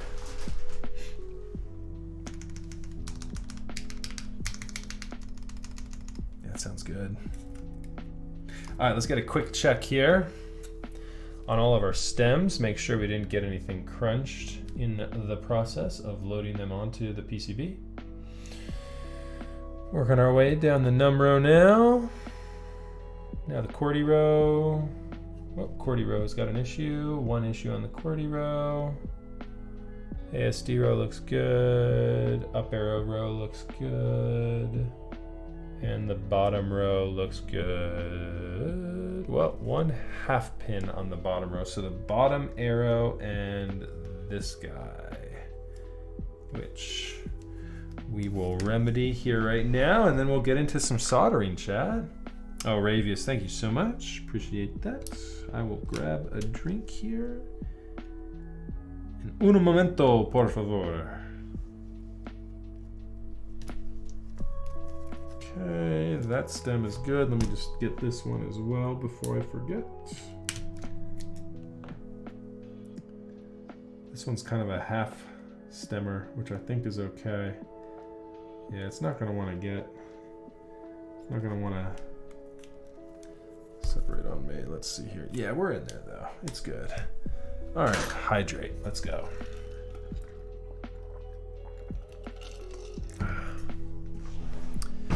Yeah, the Virgo is definitely one that hadn't been done in some time. You know, definitely a cool look to that board for sure. I can agree. Alrighty.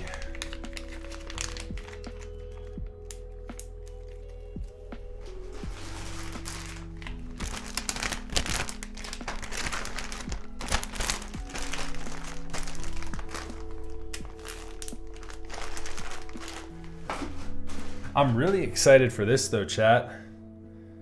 These are going into my Garys. I've never used this loop before, so I'm super stoked to try it.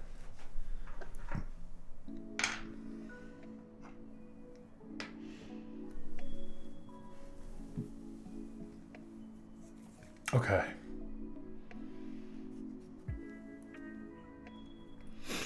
I don't think I've seen the Valhalla board.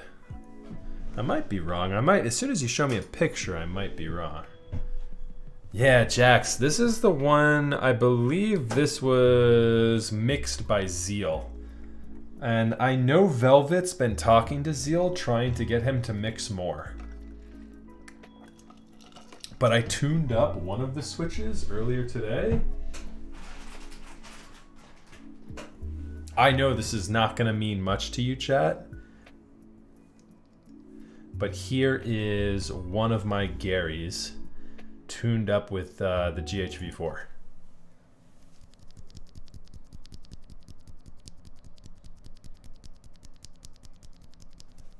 It sounds so thick and so nice. Ooh.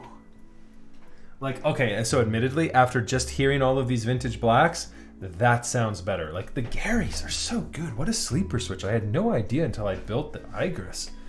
So good. But I already knew Gat Yellows were good. I just didn't know you need to throw a cherry top on them. Also, Jax, what's good, brother? Okay, chat. Hopefully I don't lose my microphone here. If I do, I will be back in 2 seconds. Test, 1, 2. All right, sweet. Microphone is good. Face cam is good. Let's put on RTX voice. Let's RTX on this thing. Property next. Boom. There we go. All right. Fan noise has been eliminated. We are ready. We are ready to start soldering here, chat. Did I put my iron away from the... Here it is.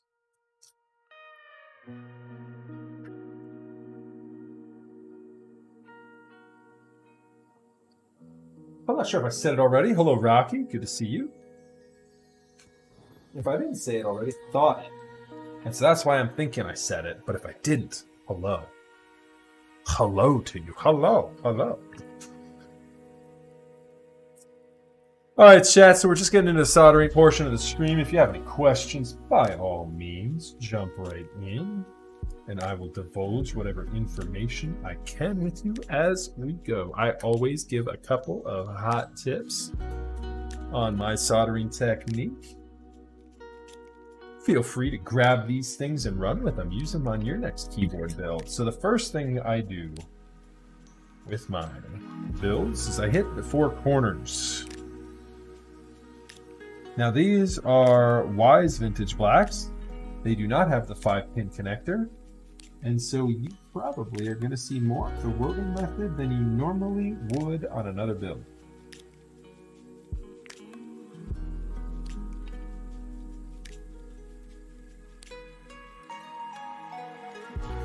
So I'm hitting 1 pin on each of the 4 switches in the corners. Just one. Just one of the 2.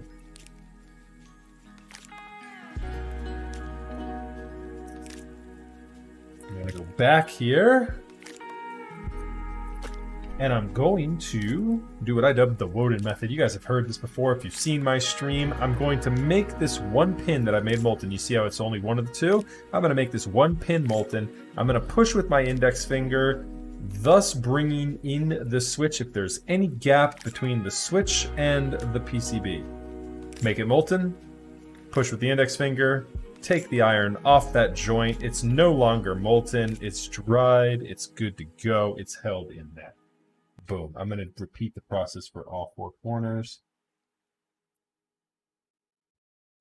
And then we're going to hit that second pin as soon as we're done with this. Chat with the scuzz is it eliminates, as I've already talked about here, the gap between any of those switches with the plate and PCB, which is very important. You don't want your switches lifted up off of your PCB. You want a good point of contention there. And once you have it, then just solder in that second pin.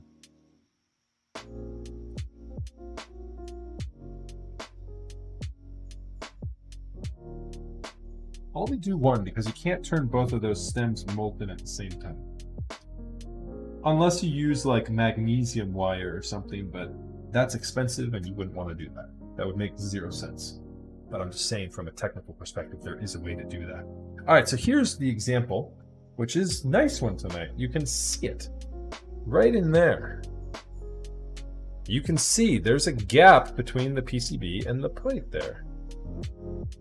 Observe. You can no longer see those metal pins as I push them down.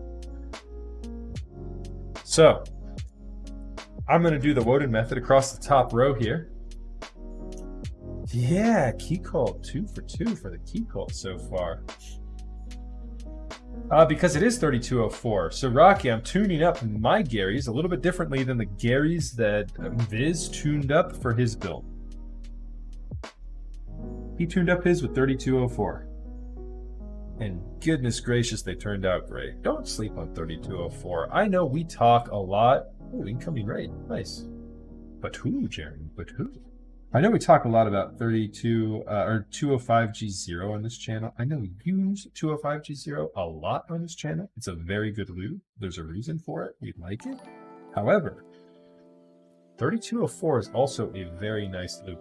Bueno Bills with a party of 66. What's good? Let's go. Hello, everybody. Welcome. You have caught us in the midst of some soldering, so my microphone admittedly sounds terrible right now. I should sound like I'm underwater. It is purposeful. I do sound like I'm underwater, but you can't hear my fan. So, bear with me, and as soon as I'm done soldering, I'll turn RTX voice off. Welcome, everyone. Welcome, welcome. Keeb Realtor with the gifted subs. Let's go. 10 gifted subs.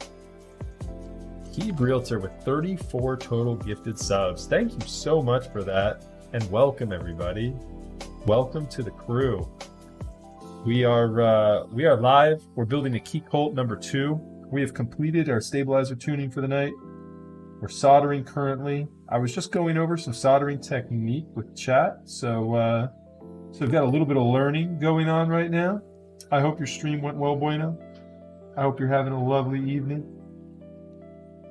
You beautiful man. Thank you so much for the raid again. And Dr. Uru with the 2 months. Thank you so much, Dr. Uru. I appreciate that. I almost lost you there in the 10 gifted. Yo, thank you so much for the 100 bits. I appreciate that.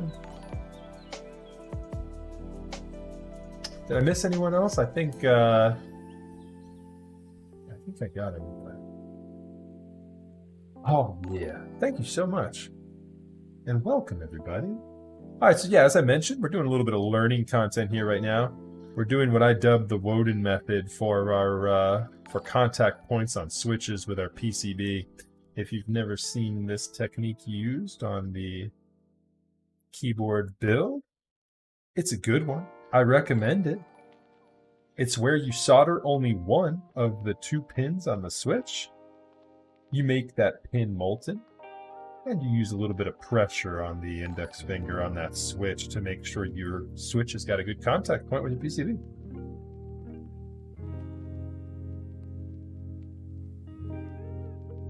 Thanks for the shout out there, Rez. Yeah, and thank you again, Bueno. So what were you up to tonight, Bueno? What were you building?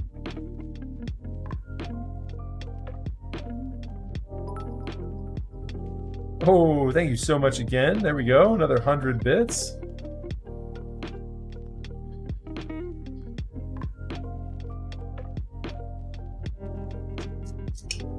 Oh, and the hydrate. Am I looking and sounding thirsty?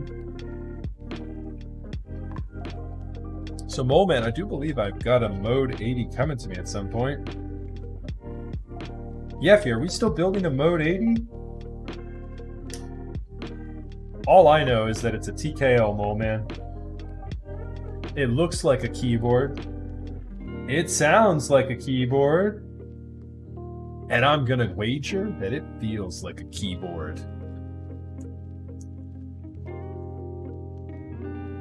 I know you can remove the stabilizers a bit easier on the Mode 80 as well. Other than that, I'm not sure I've done too much research on that board. It's got an interesting looking plate because of that stabilizer removal ability.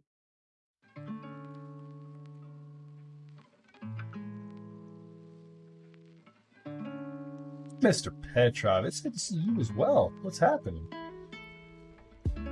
I always die last second on marbles. That's a rip. Sorry to hear that, Suishiro. Oh, nice. You guys played marbles earlier tonight, too. Nice, Bueno. Giving away a KBD 75. That's what up. Suishiro, you just missed out on it, too. That's a bummer. Nice. You're building a Chimera 65? That's what's up. I hope that build went well. What was the occasion for the giveaway, Bueno?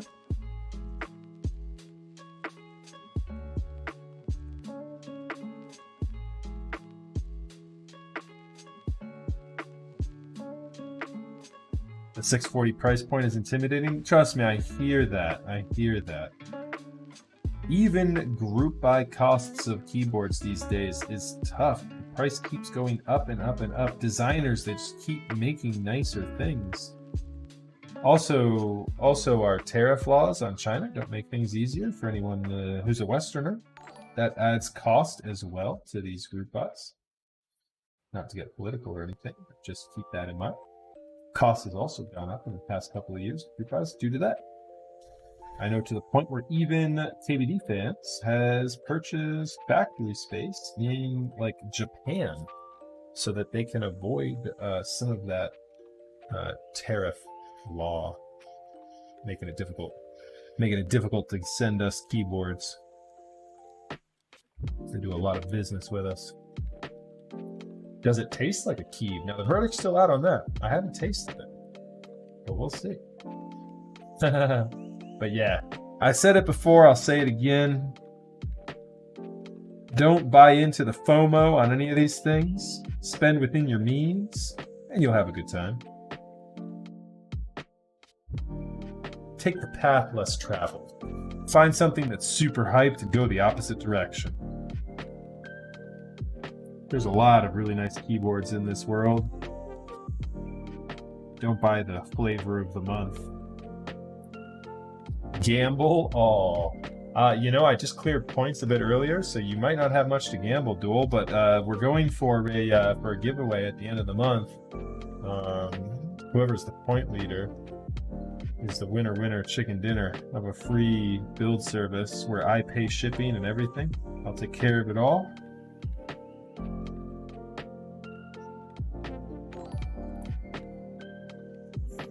Thank you so much for the follow there.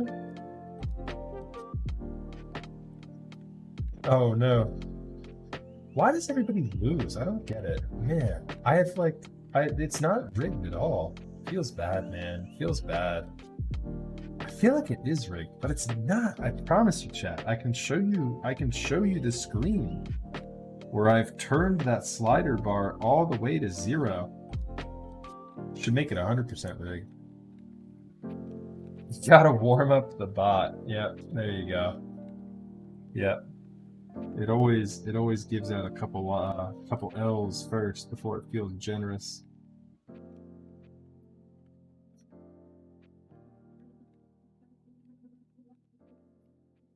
I didn't notice. Did Bona tell us what the exclusion was for his giveaway tonight?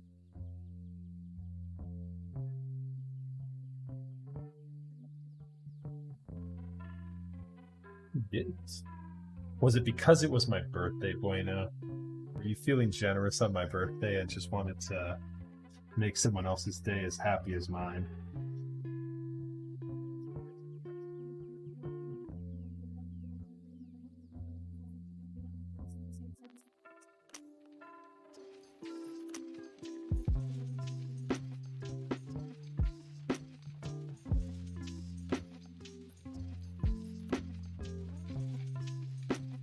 Thank you very much.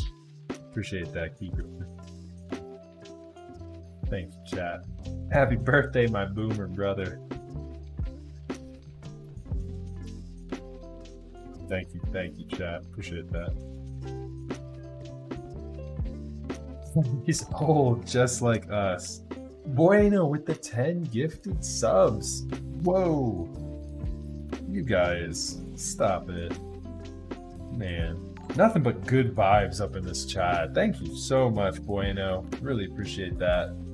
And welcome, everybody. Man, Bueno, get the total of 19 gifted subs. You're the Pog champ, sir. Sup, Bees, Rin, Baby Suffler, Dr. Fopolopoulos, One Drunk Man. Thank you, guys. All Hex, Innocent, Disco Croc, Lord Darkmoon, what's up, Disco Croc? That's a big sub. Bryce SB, thank you so much. Whoa, we got more gifted subs from Keycult? Dude, you guys are too generous. I just read all of Bueno, so I'm gonna read all of these too. Scurvy Sailor, Jendel, Awesome, Hooligan, Huge Lord, or Huge, Huge Lord, nice, Huge Load. Stray Chroma, Luna Wolf, and a Random Noodler. Thank you so much. Welcome, everybody. Hankook and Raj, thank you so much. Welcome, everyone. Keycult and Bueno, you guys are too much. Thank you. Man, I'm feeling good. Yeah, you guys make me feel all special.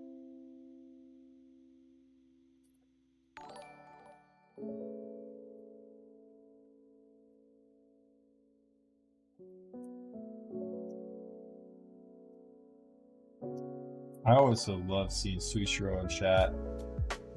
Chat, if you don't know, I say it every stream. We either get the question or I say it every stream. Suichiro is our resident cable maker. He makes all of our cables here on chat. So I love this. Fake Limo all the way. No reason to go real. And Suichiro put that thing together for me. I've got an attachment for USB-C. I've got one for Mini. I've got one for all of my integrated cable boards, which is only one admittedly right now. But if I get any more, if a day comes where I've got more integrated cables, you know I'm hitting up Suichiro. You already know. Suichiro's our guy.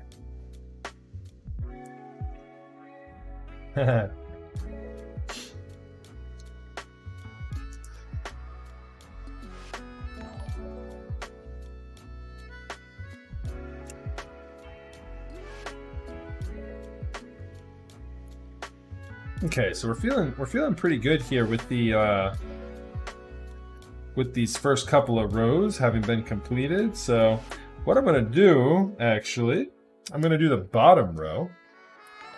Get the bottom row in using that same method, and yeah, then from there we'll be in a good spot, chat, to complete these last couple of rows without too much of a hassle, I'm hoping.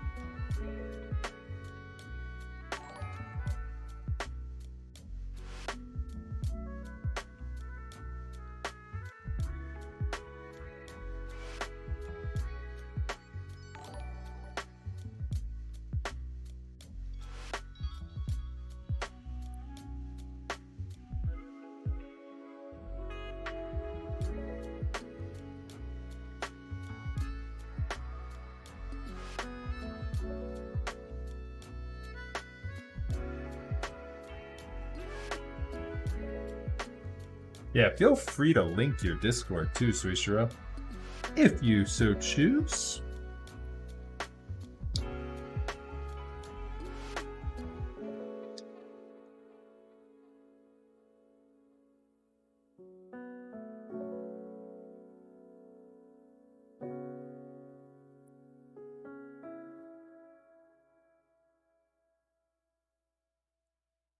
There we go.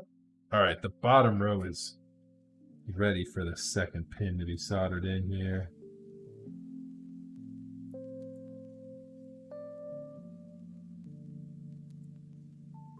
It's pretty here, chat. Looking good. Making good timing with the soldering.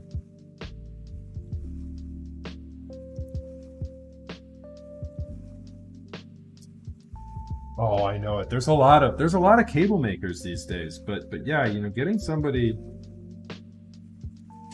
who can handle the turnaround and handle the volume and isn't biting off more than they can chew and is transparent is essential to me. And I found that in Suishiro. He won't jerk you around. He'll tell you how long it's going to take, and he'll give you a realistic quote, so you're not just like, oh yeah, you said you can get it done for me in a week. And then next thing you know, you're waiting 3 weeks, and you're like, "What the hell?" You know, that's not Suishiro. Not in my experience. Not in my experience. All right. Oh, so the other thing, did I do the loaded method where I popped these all up? I think I did. Yeah, those stems all look really good on this row. I think I just didn't do the second row of pins. So I'm not doing as well as I thought. So I thought I was done with this row already. I just need to hit up the second pin. So chat, this is as good a time as any. I always go through sponsor reel just real quick. I'll breeze through it here with you as we're soldering. So real quick, a couple of shout outs. I want to thank real quick the Key.Company. Thank you so much to them for the support. The Key.Company is currently running a myriad of key sets. I know you can find Magic Girl as well as do they have the dark? Do they have the EPBT dark still running? Is the Dalsu set running still? I can't remember if that one closed out. You can also find a whole bunch of C3 stabilizers. It's your location for keyboard lube as well. You can find a myriad of lubrications on their website. We're a lube-friendly chat here. We love talking lubricants. So big shout out to the Key.Company. Thank you very much for the support. Also want to shout out Project Keyboard.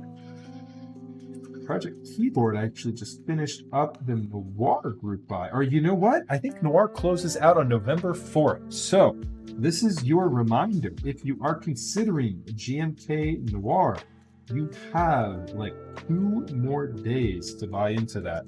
Do not sleep on that set. It is beautiful. I really like the look of it. You will regret it if you miss it. If that's your thing, I should say. And we're also sponsored by MintAutumn.com. Mint Autumn and Jax Static Jax, do I even need to say it? Jax is a huge supporter of the stream. Jax is just an awesome guy overall, too. So if you are not already, go to mintautumn.com, find Jax's Discord link, join up his Discord for updates on all of his projects, and support him because he's a great support here. And then last but not least is zealpc.net. Thank you to Zeal for the support over the past year, I think is about how long Zeal has been sponsoring them now at this point. ZealPC.net is your location for the Zeal stabilizers. You should all, don't do this, I'm just trolling, but you should all hit up Zeal and tell him to make more of the GHV4 because he's out and I think he's considering making it, but I think he's on the fence. So, and don't tell him, if you do hit him up, don't tell him Max sent you. I don't want to be getting a message from Zeal at like 3 in the morning, like, what the hell, Max? Why did you tell everyone to message me? Please don't do that to me. But among other things, yeah, you can find lubricants still on zealpc.net as well as the Zelios, Helios, Xylants, and make some juicy switches here in the future. I know Zeal's been working on a bunch of stuff, so we'll see. We'll see what comes out first. Keep an eye on it there, though, through the link down below.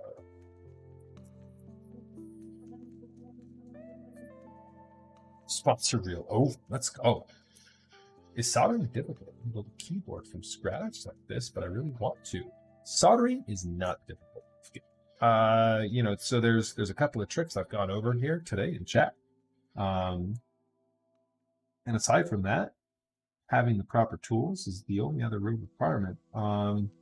You do not need to spend that much money on an iron. You can get a perfectly fine soldering iron for probably in around the $30 to $40 range shipped to your house.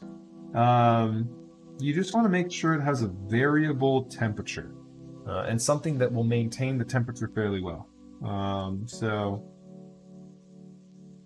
Other than that, you want to make sure you have good quality solder. I use Kester 3763.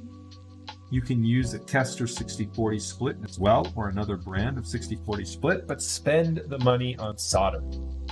I don't say that frequently, but don't cut the corner on solder.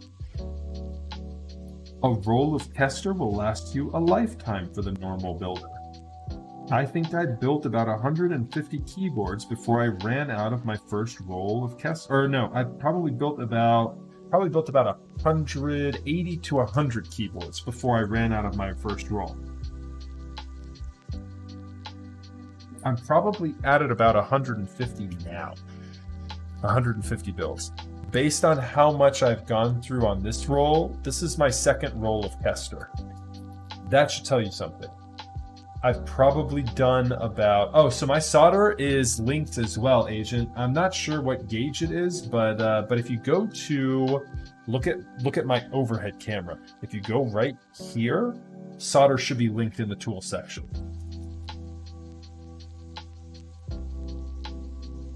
Yeah, and that goes for all the others, Wolfgang. Again, you don't need to spend as much money, though. Like, I think my soldering iron is like $100 plus item.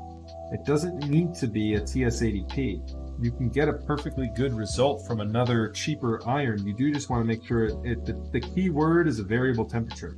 You want to be able to set the temperature yourself.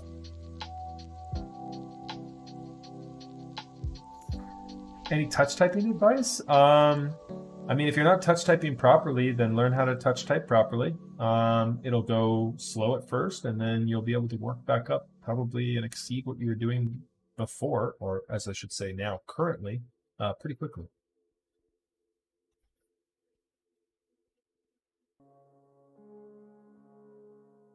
It's harder to be consistent than the soldering itself.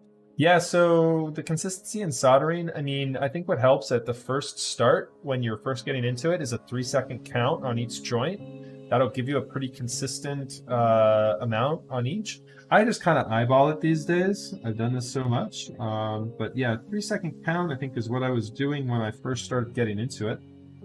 It also can be difficult depending upon the PCB you're using, if it has ALPS compatibility or not. You have to use a lot more solder on an ALPS compatible PCB.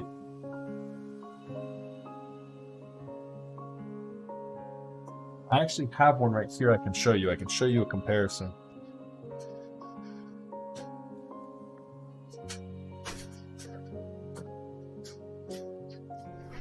Oh, is it not open? Of course it's not. Lovely.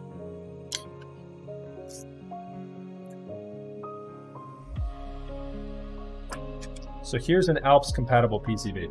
All right, so you see how on this PCB, you just have a single circle for each stem. On this PCB, there's the double. So there's the double, the top one right there is for ALPS, the right one for me is for MX, and then this guy, it's just combined.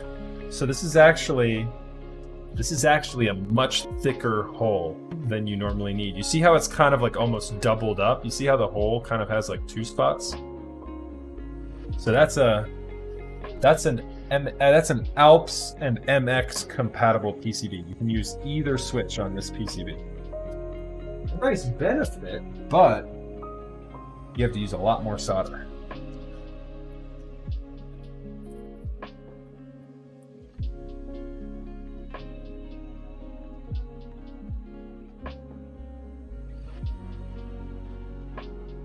Do I have links in my YouTube channel? To what particularly?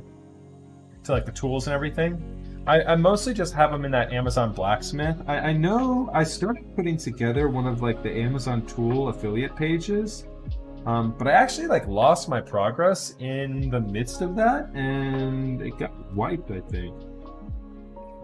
I've been meaning to go back and put that back together.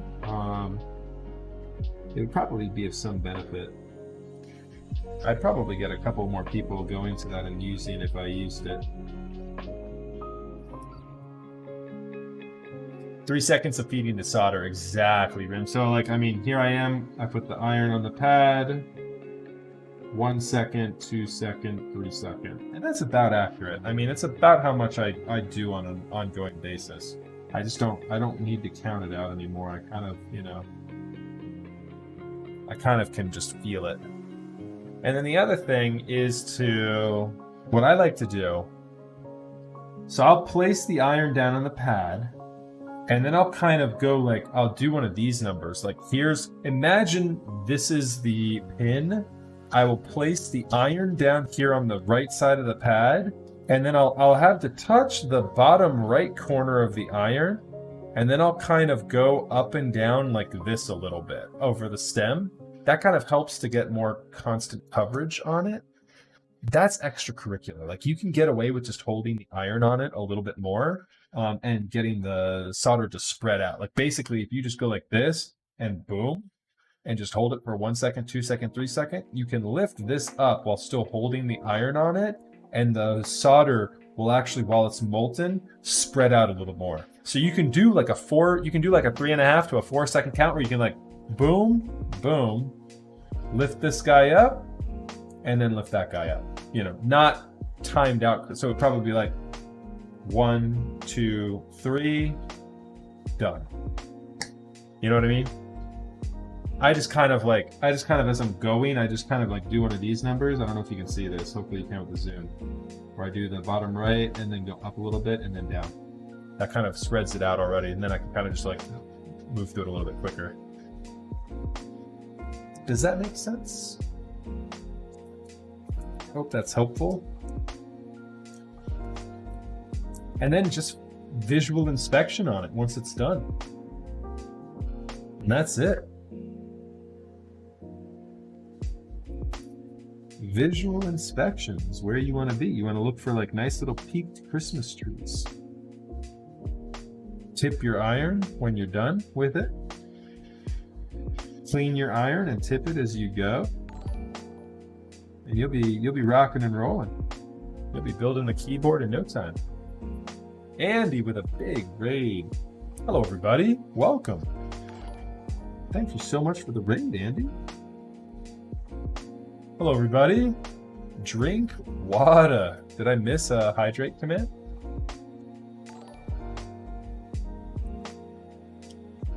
Hello keyboard enthusiasts. Max F here. Yeah, we got the double raid going tonight. Bueno to start it off, and then Andy to cap it all off. Welcome everybody. Thank you so much for the follows. I really appreciate that. If you are just tuning in, we are building a Keycult No2 tonight. I've got the bottom part of the case laid out right here. We are just about through with the soldering portion of the stream. The gear is listed on the right side there, Danny. I've got an Amazon Blacksmith integration on my Twitch, so you can go over just about everything right there. I certainly hope so, that's right. Yeah, this is a good one. We've got back-to-back Keycult streams this week. We just did our 160 on Saturday. We got the number 160 we just did on Saturday. We got the number 2 TKL tonight. This is the first round TKL. You had the option of that red bottom or also a stainless steel in the first round. This client opted for the red. And then we've got a fun week too. We've got a very special fun private group by board that we're going to be building up on Wednesday. We'll be joined by the creator of that board. It was actually designed in collaboration with Bizarami, but Zach Adams, the the mad genius behind the idea of making a fully steel 60% tray mount case with a 5mm steel PVD steel plate. Will be joining us on Wednesday as we build that one. So yeah, we'll have some fun with that build. But yeah, welcome everybody. Andy, what were you up to tonight? I hope your stream went well. Let's get a Raz, let's get a shout out on Andy too. Chat, if you don't know about Andy Wynn already, oh my god, I threw my soldering iron across my desk. If you guys don't know about Andy Wynn already, he is another keyboard content creator. So definitely check him out and toss him a follow as well.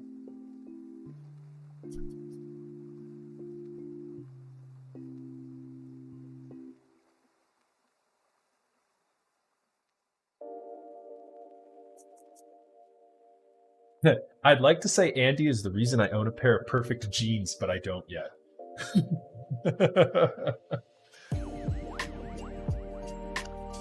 I've been keeping an eye out for that advertisement again, but I haven't been able to come across it yet. How many more times have you done that jump though? That's the real question.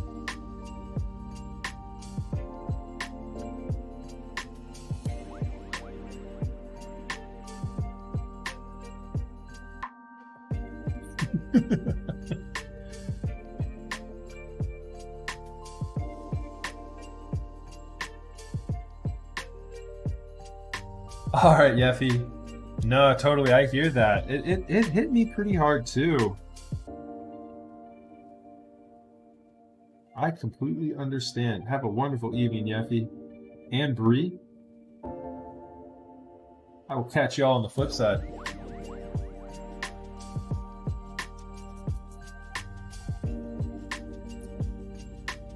So the bulbs behind me are Philips Hue LEDs. It got kind of scuffed. I only have 2 of the 3 active right now. The third one is not in there right now. I've got another one coming. Hopefully Amazon delivers it tomorrow. So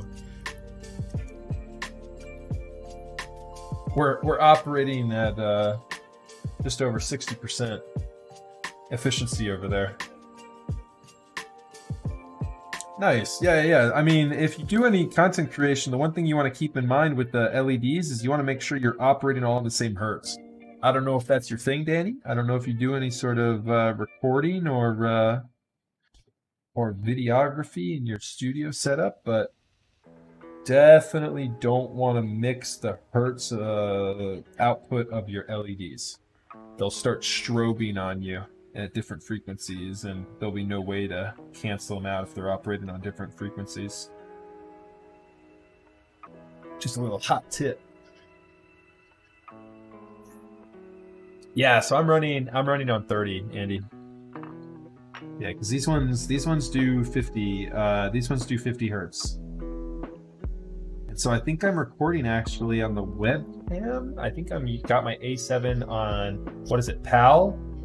I think I've got it set on PAL, and I've got my shutter speed right now on 1/50. So yeah, you can fix it.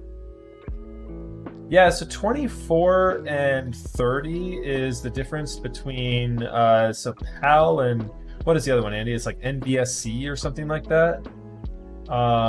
It's the European and the American standard for filming, and so it's either 60 FPS or 50 FPS, essentially. 60 or 50 hertz, I should say, excuse me. And so instead of getting the LifeX bulbs, which are like sold out everywhere, I went with the Philips Hue bulbs and just changed my camera output setting to accommodate that, which isn't that big of a deal. I don't really know. For what I'm doing, it works perfectly fine.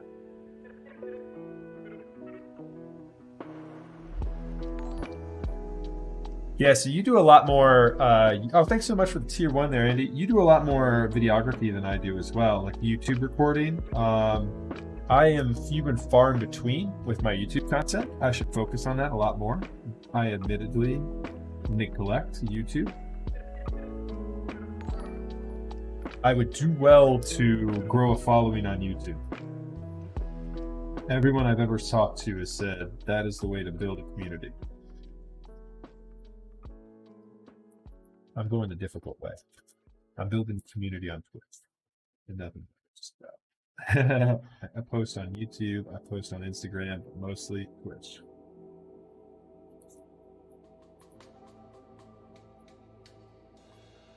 Yeah, yep. It can make it real tough. Well, and I have, so you can't see it, but I have LifeX over here. So when I do YouTube, I do swap it over to 24 FPS and whatever the American standard is, and I have the LifeX bulbs which strobe at 60 hertz. And so those are fine when I'm doing like the face cam on YouTube content, like what I was doing for like my Kiwi review video. Because I actually moved my camera then over behind me, and I have my camera, or I have my monitors and my desk in the background on that one. The IEMs I'm using are the 64 audio. They actually have my logo on them, but they're the 64 audio A12s. I should make that a command. People put in that IAM command all the time.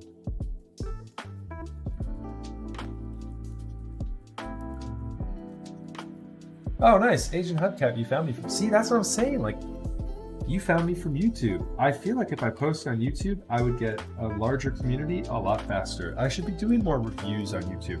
My next YouTube video is planned. I am working on it. I just need to get the content finished for it. I also need to clean up my desk because I'm going to be doing a studio tour for my next YouTube video.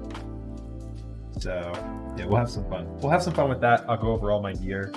I'll have a lot of links and a lot of descriptions on why I use what I use. Yeah, people love studio tours. If there's one thing gassed up nerds on the internet love, it's studio tours. I know I do. I watch studio tours all the time and find a whole bunch of things I don't need to buy that I end up deciding I absolutely must buy. All right, let's get a quick inspection on all of our solder joints. I think we are done soldering for the night. Just make sure. Looking pretty good on the soldering this evening. Nice peaked Christmas trees on all these joints.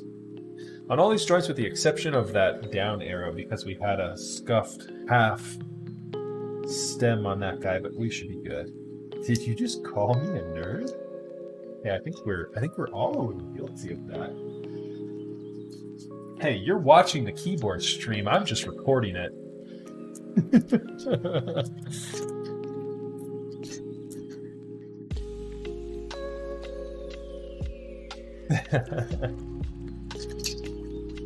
In the best way possible. With the most positive vibes included. Yes, I just called you all a nerd.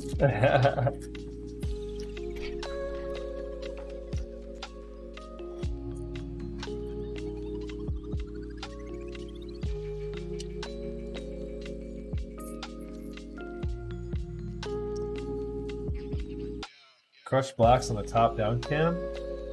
Max is trying. He definitely has a LUT. Okay.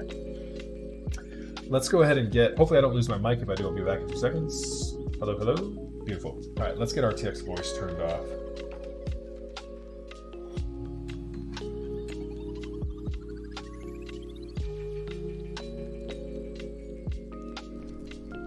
There we go. Okay, I should no longer sound like I'm underwater.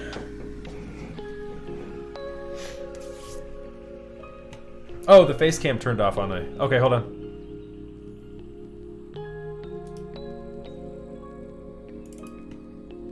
It wouldn't be a Max F stream without a little bit of scuffage.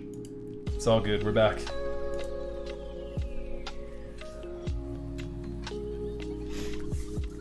Thanks, Andy. Yeah, I appreciate that. All right.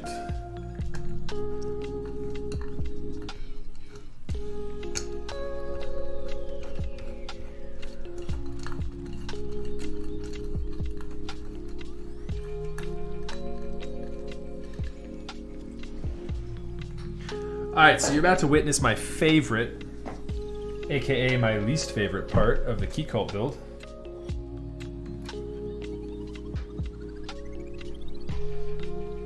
Getting that internal tooling in place with these builds is tough.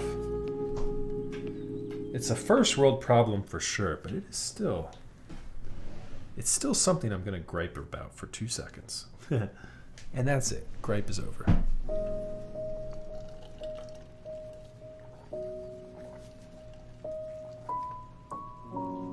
Nice retro maple. Where are you from?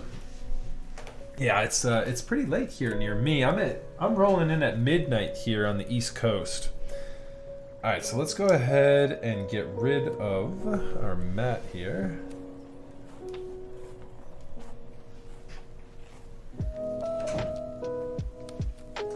Rhode Island. Nice. Yeah, we got some East Coasters representing in chat here. That's what I'm talking about. Okay, so let's go ahead and before we start putting everything back together, let's test our PCB. So before we close it up here, I'll show off a little engrave action.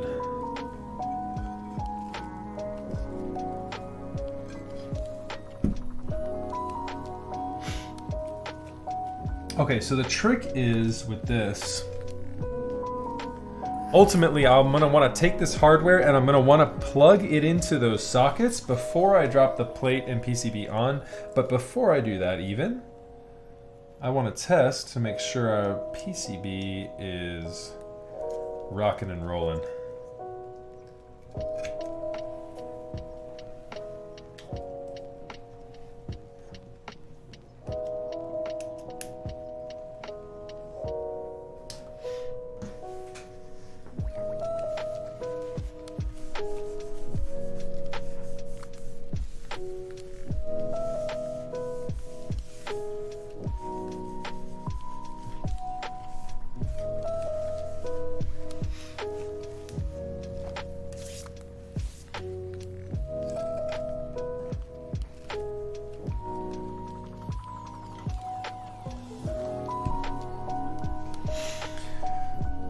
We need to figure that out, Rocky. It's a good question.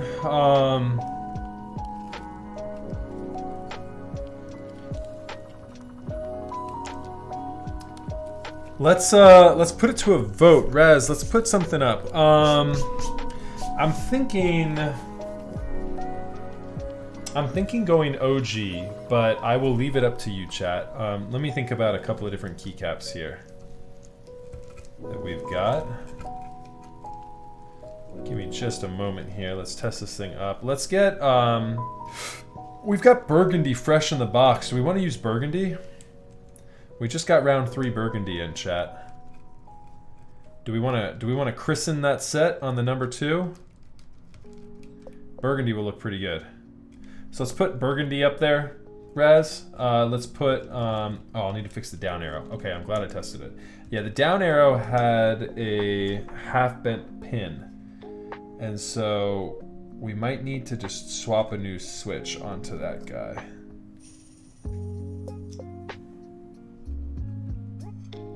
Let's go ahead and do that now real quick.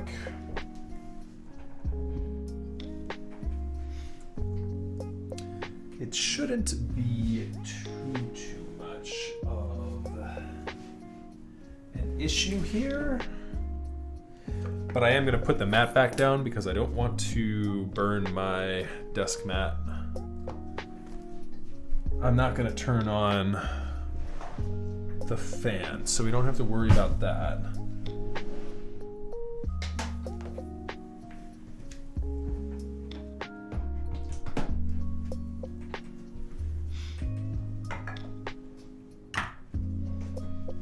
All right, quick mod.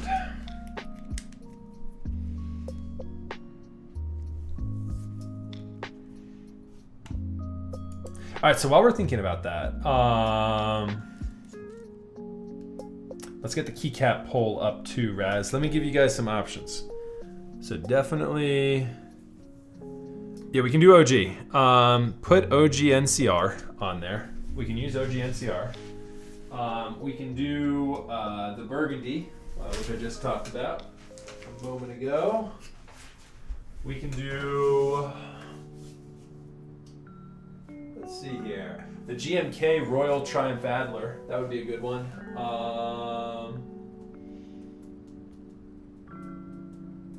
If we want some color, I do have Night Runner. I've got Waves. I've got the Haman set. Haman might look pretty cool with the red. I kind of like the idea of what's it called? Burgundy more, but you can throw Haman on there and then throw on some beige double shots. So chat can decide if they want OG beige or the granite color. NCR would be the granite, beige would be the beige, obviously. I've got, I probably won't use the OG ones. I probably use the KA 1953 set. This is not a personal build, Wolfgang. Nope, this is for a client. All right, so this switch right here is the one in question. And I know exactly why it's having an issue. It's because of this half-bit stem. I figured it might give us some problems.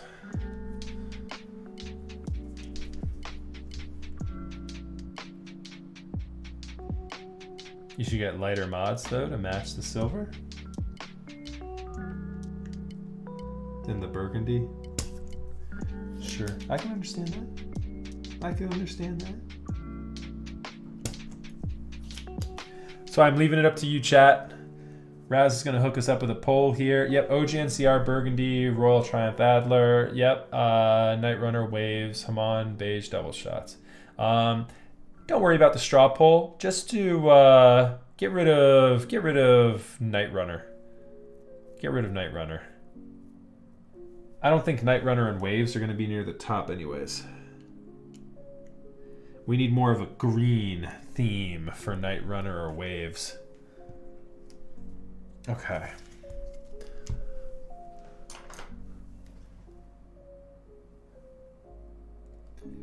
NCR would be nice. I've actually got... NCR has been ripped off this poor unicorn so many times in the past couple of weeks. Yeah, there's my NCR right there.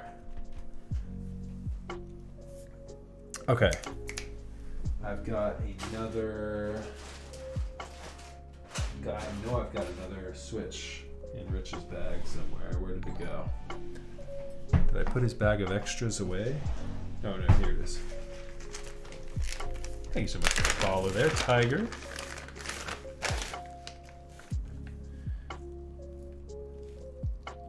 This one's good. The joys of vintage switches. This could be a leaf issue that's resolvable, but yeah, we're just not going to get into it, obviously. Troubleshooting that on chat, that would not be fun. Let's just go ahead and get a new switch on there. Putting caps on Keycult would be fire. I do have, however, they're not mine. I do have a set of PPS blanks too.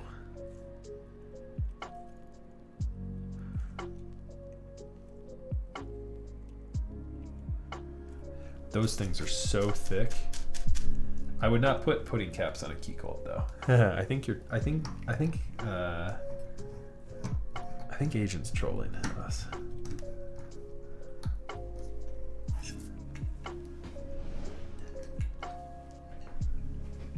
Okay. Before I put everything away again, I should test it, but I don't want to bring the case up without cleaning my desk up a little bit. I don't want to risk any scuffage. Don't forget some switch LEDs. Get every color so it's RGB too. Yikes.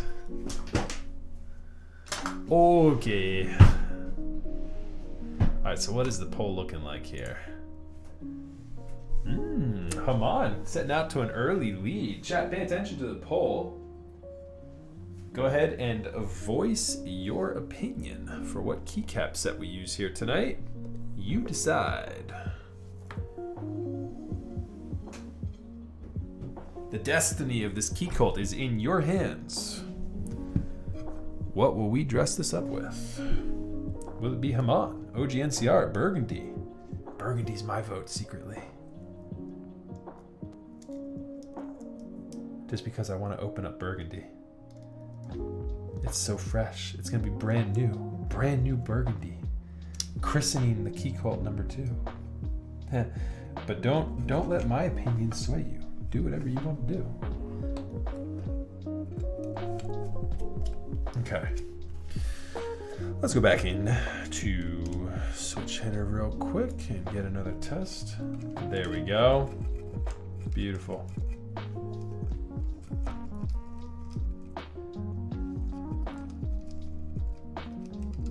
Do I have consistent? Boom, boom, boom, boom, boom, boom, boom. Yes, I do. It seems like I do have consistent coverage on F6. Oh, hello. Oh, come on, Max. Hopefully you guys can see me.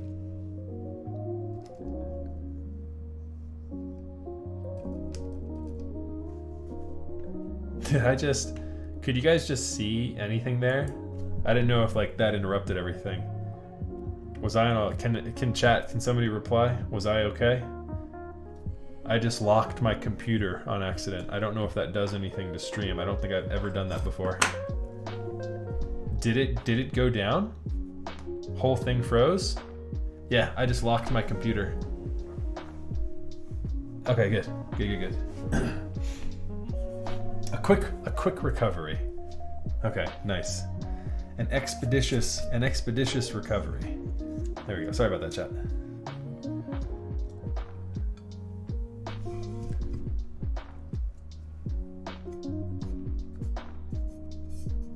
Okay. Let's go ahead and wipe everything down here real quick before we seal it up.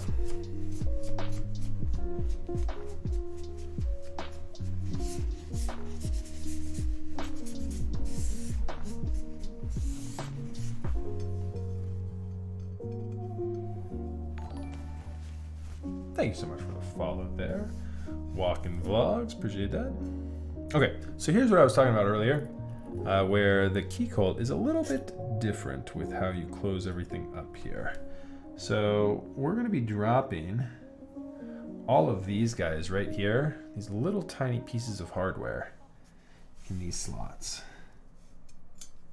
Kind of loading all of these guys up, if it were, so that they are in position to mount this middle plate, because this is actually not the bottom of the case. This is just the middle case. This middle case here attaches to this guy. And there we go. Burgundy is the winner. So yay, we'll be getting to open up a new fresh set of GMK Burgundy.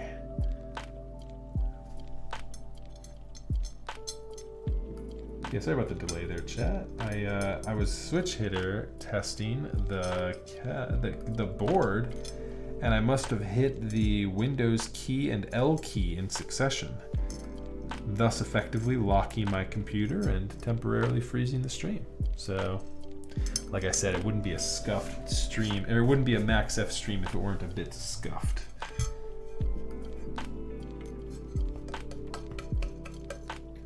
Okay, so let's go ahead, get those all into position. I'm going to take a look at it from the underside. These ones right here need alignment. This does this one.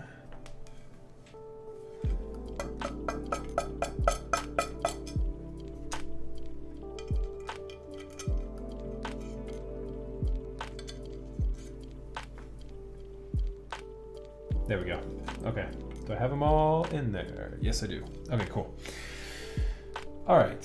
So now that that's there, we can get this guy plugged in. So JST connection for the daughter board goes plugged into the PCB. Not simping or anything, but you have a nice voice. Thank you very much. Appreciate that.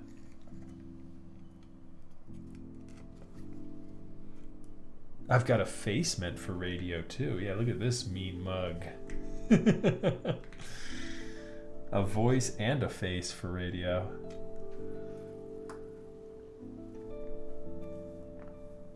Okay. Now, with that said, let's go ahead and install this. Do I install this first? Oh, no. I don't install this first. I will do everything I can to not lose this hardware in the way that is. Right there. I installed this guy first. It's such a weird backwards thing. It feels so weird, the installation of this board. All right, so this guy goes here.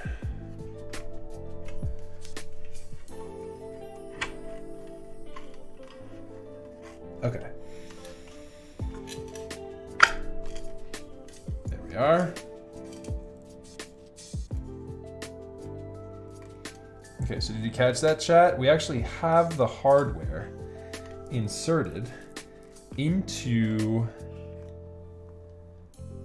streamers who could totally be an audiobook with readers. Bueno, extra deep voice, and Max with normal voice. Well, thank you. I do enjoy listening to a couple of audiobooks, so thank you. I appreciate that. That's high praise. All right, so I'm going to carefully try and turn this pseudo on its side, and we will make an attempt to screw this in without losing any of the little baby hardware in the middle case. Has anyone seen the guy on YouTube that reviews MREs? I don't think so, Thick Jimmy. I'm not sure on that one. I might have. Does the guy have a nice voice too? The MRE guy? MREs are gross. I can agree. I can definitely agree that MREs are gross. I need to say nice the same way he does. How does he say nice? Steve 1989. That is the quintessential. He created his YouTube account as a personal account and never intended to become a YouTuber. Nice. No, nice. Nice.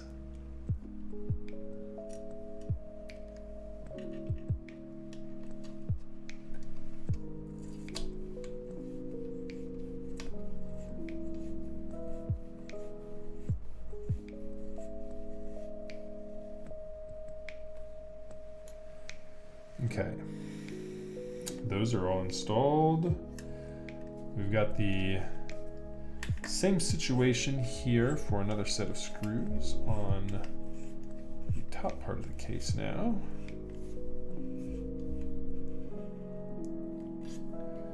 That corner's in there.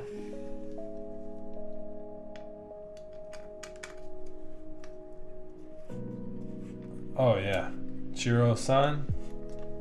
Chiro-san is bae. That guy's got the greatest voice in keyboards for sure.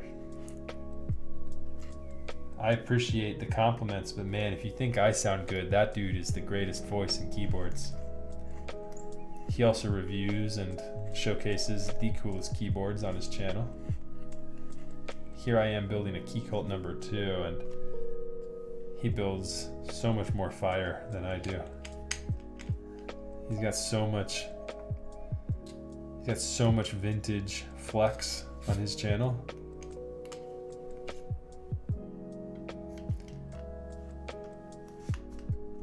He's the Nat Geo documentary voiceover of keyboards. Yeah, there we go, for sure.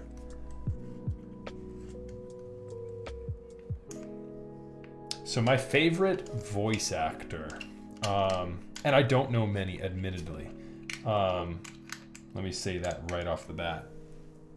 I do not know many. Would be Michael Kramer. I listen to a lot of fantasy audiobooks, and Michael Kramer is my favorite reader for sure.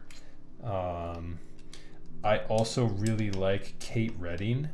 She and Michael Kramer read a couple of book series that I've listened to, and they are both so talented. It's really cool when they're both on. Like, I read a series which I don't think I've ever heard Stephen Fry, so I'll have to look into that. I read a book series,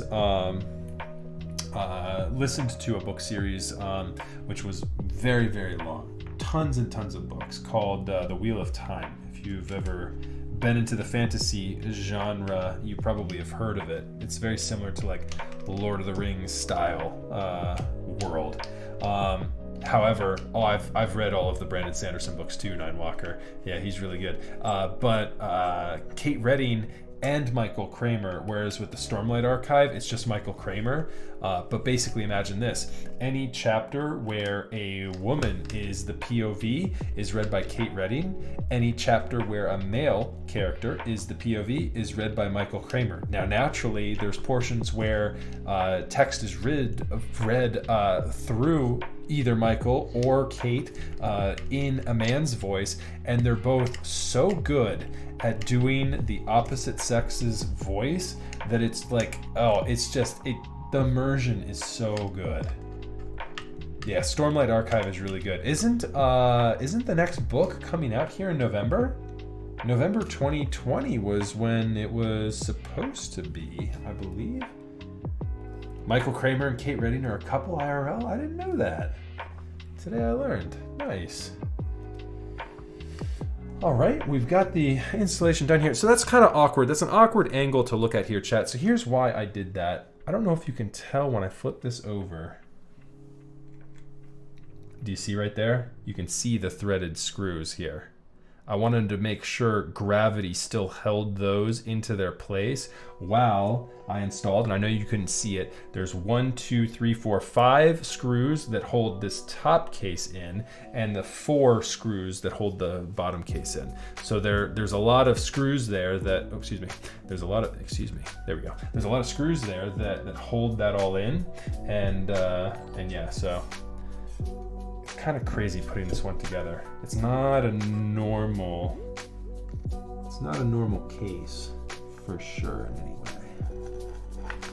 And that half fits together like that. And the reason I did that is because now, using this tool here, I've got the hardware already installed, and I can screw on this bottom case just like this. That screw's done.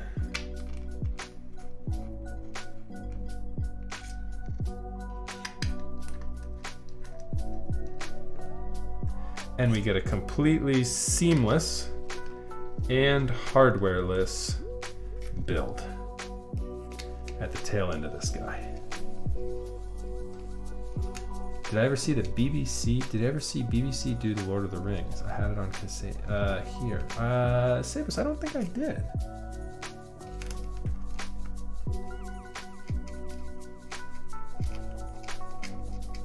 This one on the right is being a little bit of a pain in the boot.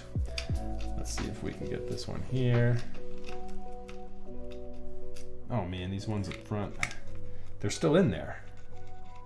The hardware's in there, but they're just not lining up properly, I don't think. Let's see if it's perhaps...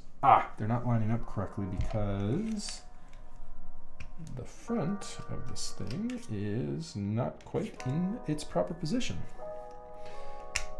Keycult tolerances are quite tight. So I was like, I'm pretty sure those things were in the right place, but they were not. Or they were. The hardware was. I just didn't have this guy in the right place. Hold on one second. Let's see here. There we go. There we go. Now that should be good. are. That corner's in. I should do the corners first anyways. That corner's in. Chad, are you excited for this? The typing sounds? Hopefully we've got a good one here. These vintage blacks felt pretty good. I'd grade them from a loose perspective, having not heard them in the build. I'd grade them probably like a 6 or 7 out of 10. I'm super picky though with vintage switches. Okay.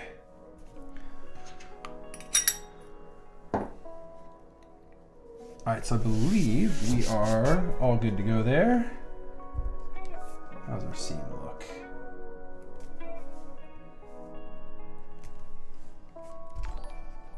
Let's see, is this seam right here, is this the top case that's responsible for being a little loose, or is this the bottom? Let's see here.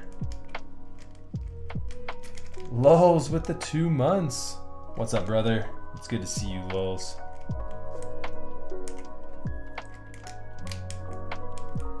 If I can get this piece of hardware torque, that'd be fantastic. Beautiful, thank you, Raz. Man, Raz, you're so quick on it. Got the shout out rolling. You absolutely can, Lulz. Give me 2 seconds here. As soon as I can get this. As soon as I can get this inserted here.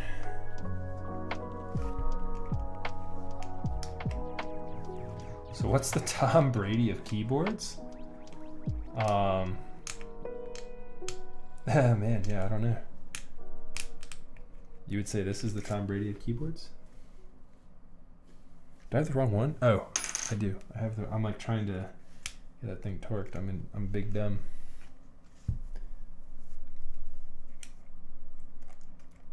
Using the wrong hardware.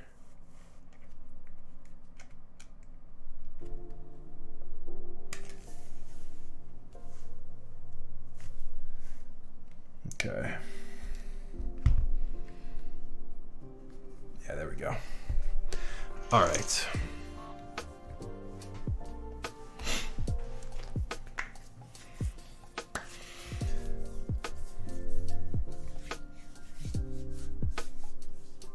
Max, convince this man how quick it is to make me editor on BTTV and FFZ. Oh, it's pretty quick. Yeah, it's pretty quick. And then what goes hand in hand with that is a million emotes.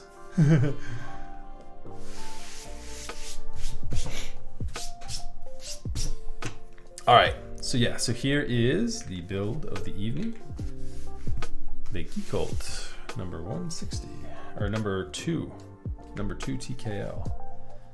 Look at that. There you go, you know what I'm gonna do? Boom. Focus. Focus on that beautiful apple silver aluminum plate, the red on black.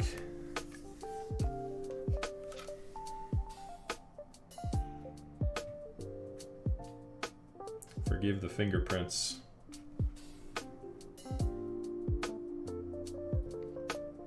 This right here, do you see this, chat? Do you see this little tiny gap right here? Hopefully this doesn't affect sound. I'm gonna go back and fix this here in a minute. That was my fingers cracking literally on the side of that board.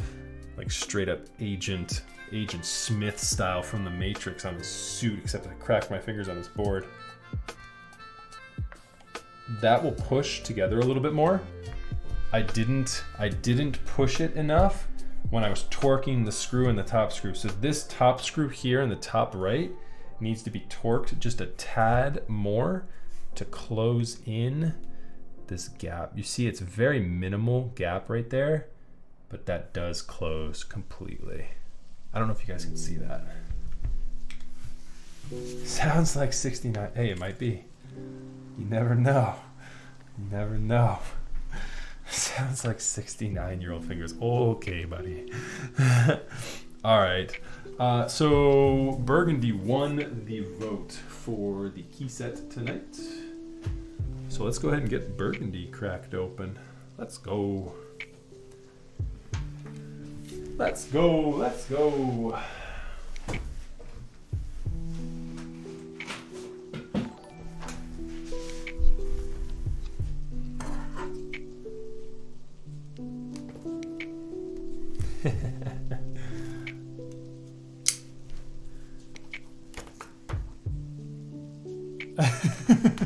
Mr. Petrov, yeah, you know me too well. You know it is. You absolutely know it is. I will make it through to the end of the stream, and then with my light boxes and everything still on, odds are I will probably fix that. Let me put it this way. If there's somebody else doing keyboard content streaming, I will raid them and I will absolutely fix that while I watch.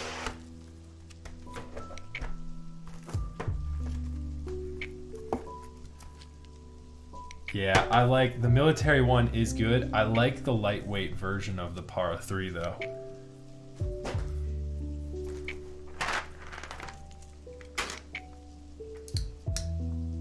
The song in the background is the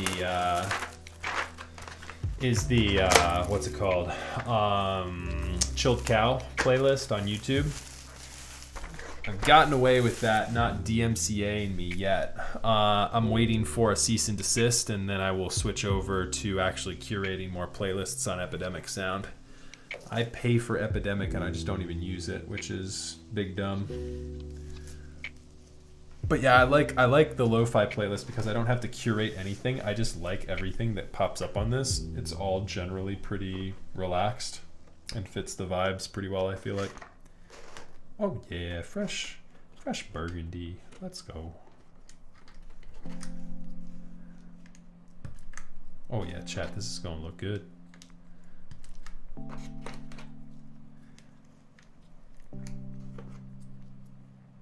I do too. That's why I've got a old school GMK tray sitting behind me, ready to go. Anyone in chat have old school GMK trays they're trying to get rid of? Do let me know.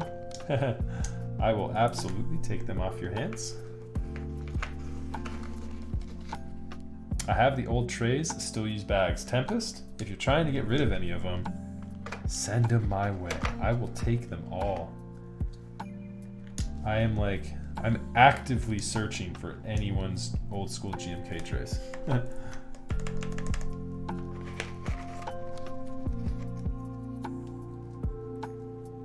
Yeah, I really don't mind. Like, I'll pay it. I'll pay it. It's cheaper than me buying the JTK boxes. And the JTK boxes stack a bit, or the JTK boxes don't stack as nicely as the GMK ones.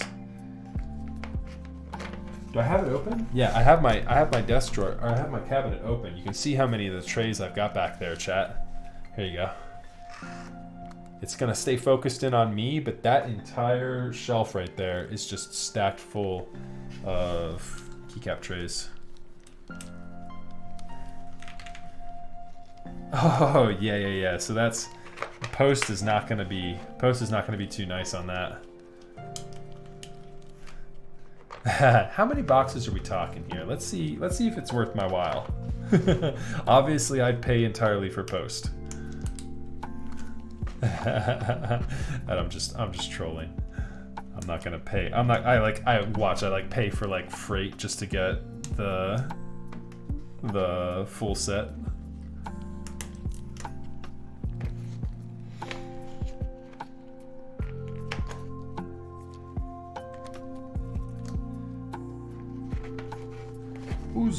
Uzugin just made a board with milky yellows today. Nice.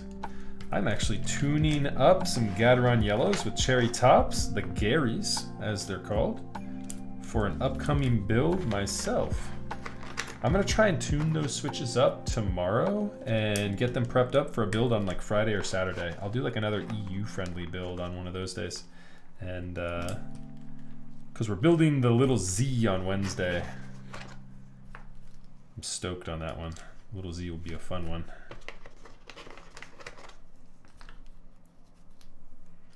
The reds contrast a little bit, but I think it's okay.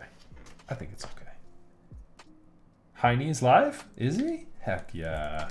That's what I'm talking about. So yeah, Mr. Petrov, you know I'm going to, I'm gonna fix this little bit of separation here in that top case. Then I'm gonna be raiding Heine after this, and we'll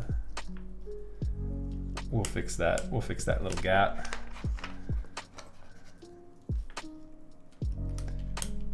and I'll follow the Heine GMK box tutorial. If you guys haven't seen that on his YouTube channel, I absolutely recommend it. It's what you should be doing with your new GMK boxes as well. Such a good video. It's basically Heine taking a set off of, if you haven't seen it, I don't even want to give spoilers. If you haven't seen it, it's just so good. You just have to go watch it. I'm not even gonna spoil it for you. Just go watch it. It's like 25 seconds. The commentary on it is so good. Yeah, these things are just utterly worthless. I hate them. They accomplish what I need it to for that initial dressing of the keyboard, and then I can happily say that it's gone from there. All right, so let's see here. What do I have here? Oh, this is kind of a fun little novelty set there. All right, so we need the space bar. It's looking pretty thick. This will be a good test, chat, because I'm nervous. I have a theory that newer GMK sets have become lesser quality. Does anyone else feel the same, chat? I can't prove it. But I feel like this Legend quality looks pretty good right now. I feel like Legend quality has been going downhill, and I feel like the feel of it has been going downhill. Like I don't feel like it's as premium as it once was. They're cutting corners somewhere, and I can't prove any of it. But yeah, quality control seems less than what it was. So I'm calling you out, GMK. Fix your shit. Okay, let's put the cluster on here. Yeah, like new GMK, like, and I have older GMK sets that are pretty close to new. And yeah, you know, I wonder if it's just wearing their tooling down, and either they're not quality controlling to the extent they were before, or their tooling has just gotten to the point where it's no longer as nice. I definitely feel like that though. I love the Keycult because there's just a slight gap between the tolerances of all these switches. So you can see this red plate peeking through even more than you would on another board. And there it is. Your build of the evening. All dressed up, rearing, ready to go. Boom. So here's what I mean. Nope, this is not an F1, this is the Keycult #2. And with that red, racing red plate though, it's still got that red plate peeking through. Look at that, that looks so good. That TKL cluster though, am I right?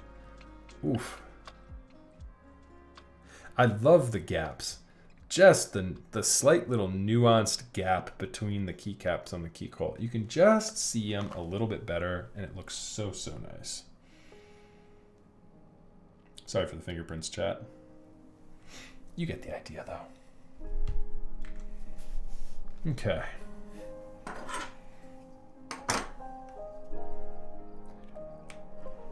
All right, beautiful.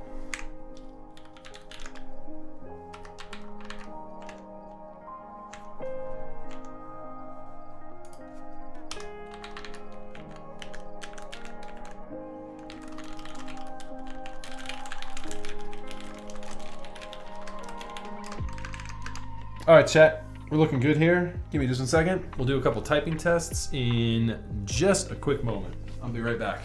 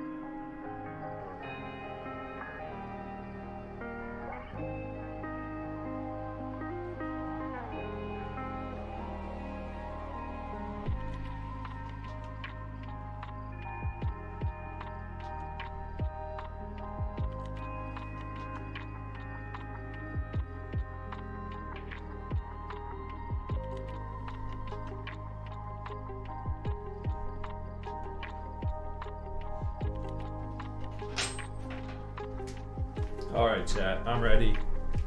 I know you're ready. Let's get after some typing sounds. All right.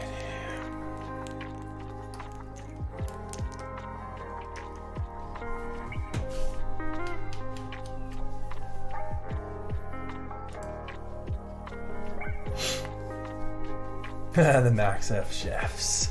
That's right, it is magnifique. These are not, this is not leaf spring. So this is one of the earlier version Keycults before they started doing the leaf spring. So this plate is just a gasket mount with that fully isolated blah blah blah. Now where do I buy this keyboard? You are stuck on aftermarkets now at this point, N1. It's potential that you might be able to get Keycult to commission one for you. I don't think they've tooled up currently for that, but I know they were working to that end. Their tooling in-house right now has got the number 265 squared away. They are still working on the equipment they need to do everything else. All right, let's get a couple things prepped up here and ready. That's beautiful. I'm glad I just closed that down. There we go. There's that. Don't close that down this time. Beautiful. Okay, can you guys see this?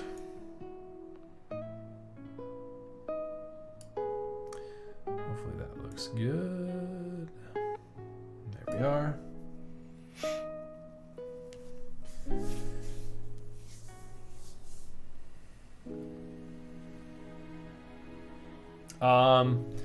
The U80 is actually a bit thicker than the Keycult. You're gonna find a similar result, Mr. Petrov. But this obviously, you know, win keyless, win key. Big difference there between the two. So if you're a fan of win keyless and only looking for that, then the Keycult is your go-to. And I feel like there's a bit more of a hollow sound to the U80. I've heard it online more than I hear it in person. Both boards sound pretty juicy. All right, let's see what this one sounds like. As a matter of fact, let me go ahead and mute some music here. 1 second. Mute that. I'm gonna mute myself for a second too. Switch the orientation of the mic around.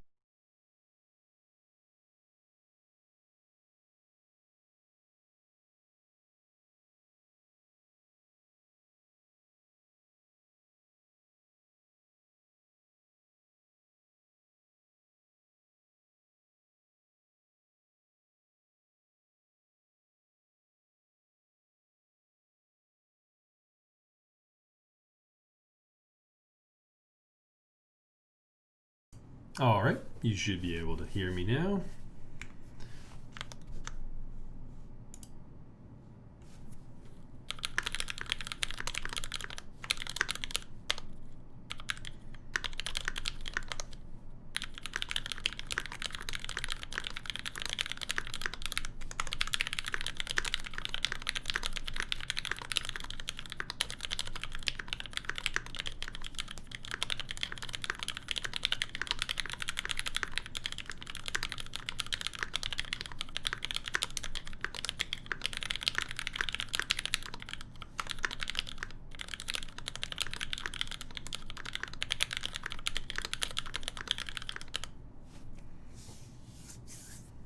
That sounds pretty dope.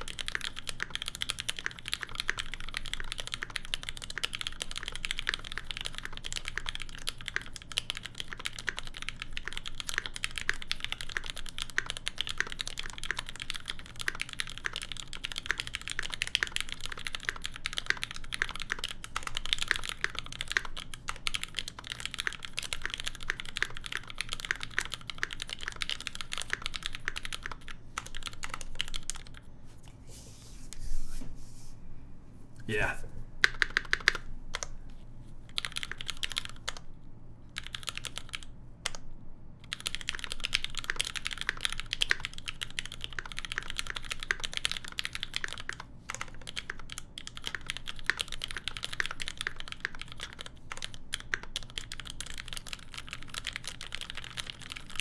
I wish it was 150.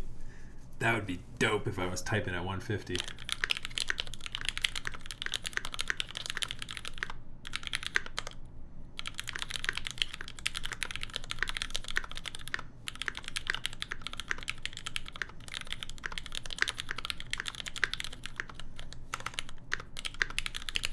Ha, I just spelled ass.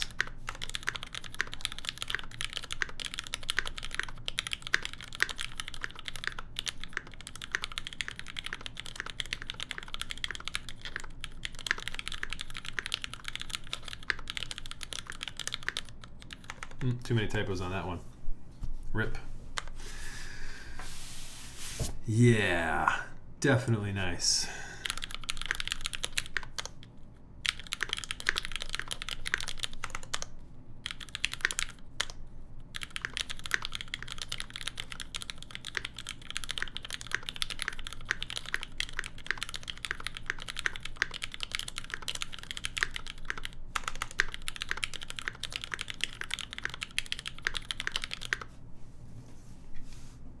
Okay, beautiful. Beautiful, beautiful, beautiful. Okay, so let's, yeah, you see the floating pinky moment. Hold on one second, I'm just gonna mute myself.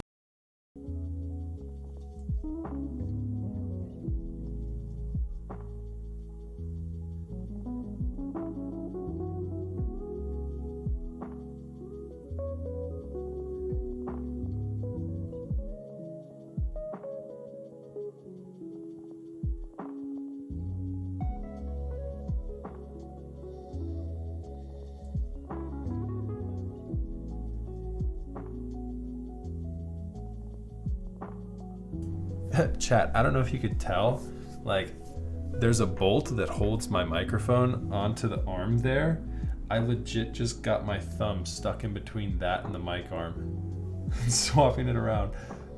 That low-key kind of crunched my thumb. That hurt.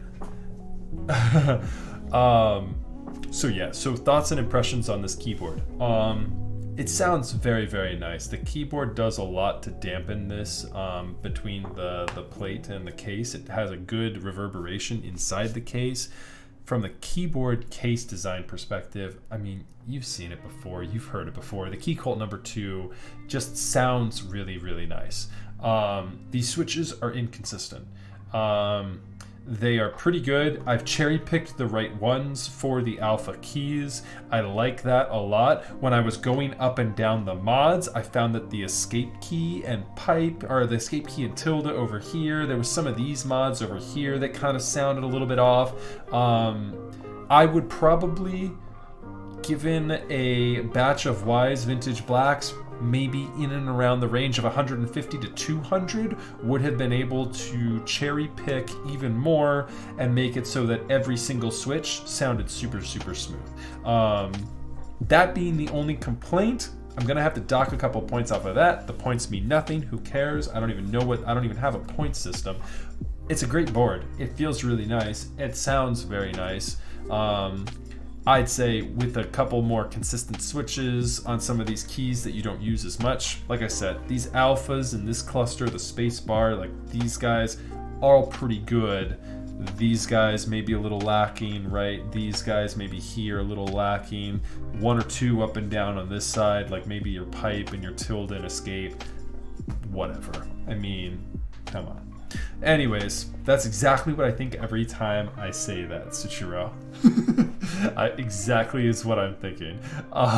Personally, if I had to pick one of these, the U80 or the Keycult, I would go with...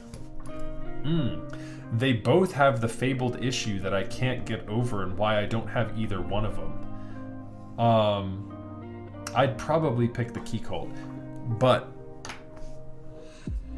the reason I go with neither of them is because I'm so clumsy, I need actual feet. Or I need arms. I need to be able to hold on to something here on the side. And both the U80 and the number 2 do not have anything to hold on to on the sides. So I feel like every time I pick this up, I feel like it's about to slip out of my hands and I'm gonna drop it. Jane. Lol, then. Second close seconded is Keycult. Right, exactly. Yeah, or maybe get a little Jaguar, action going on. So I mean, anything with something I can get my mitts around on the sides. That's where I'm living my life these days. With my boomer joints and hands, my 69-year-old joints. As did Yeffy say that? Yeffy said that and then peaced out, I think. Anyways, this is a good number to end it on. 69 viewers. Nice. Yeah. So let's rate Heine if he's still alive. Jessup, thank you so much for saying that. I appreciate that. You could just remove the U80's back weight and that would give you some handholds. It's true. That is true. I've actually built 2 U80s now, as a matter of fact, since the first one got lost in the mail. Yikes. Oh yeah, Heine's live. Let's go. What's Heine up to? Is RS lit? Tonight we find out. There we go. That's a good build. Man, going from a Keycult number 2 build to an RS build. Bueno came in with a raid, had the Chimera 65. I didn't see what Andy was building tonight though. Chat, what was Andy building tonight? We're gonna get the raid queued up for Heine. There we go. And we go over here and chat, throw Heine some max F. Oh, he was building a constellation tonight. Ooh, lucky him. That's what I'm talking about. All right, so chat, thank you so much for tuning in tonight. We are live next on Monday with the Little Z build. I'll show you guys that again real quick before I tune off here. This is a 7-pound, almost built. It's almost going to be 8 pounds of keyboard. This thing is a black PVD steel case and plate. We're going to be building it up with some Garys. There it is, the Little Z. So anyways, thanks so much chat for tuning in with us tonight. Throw Heine some max F emotes up in chat. Show him some love. We love Heine. Heine was involved in this project too. He did the what's it called, the H60s for us. So anyways, thanks so much everybody. We'll see y'all Wednesday. Zach is going to be joining us Wednesday night for that build. We'll be hanging out in chat, having some fun. Y'all have a wonderful evening, and tomorrow have a great day. See y'all on Wednesday. Good night everybody.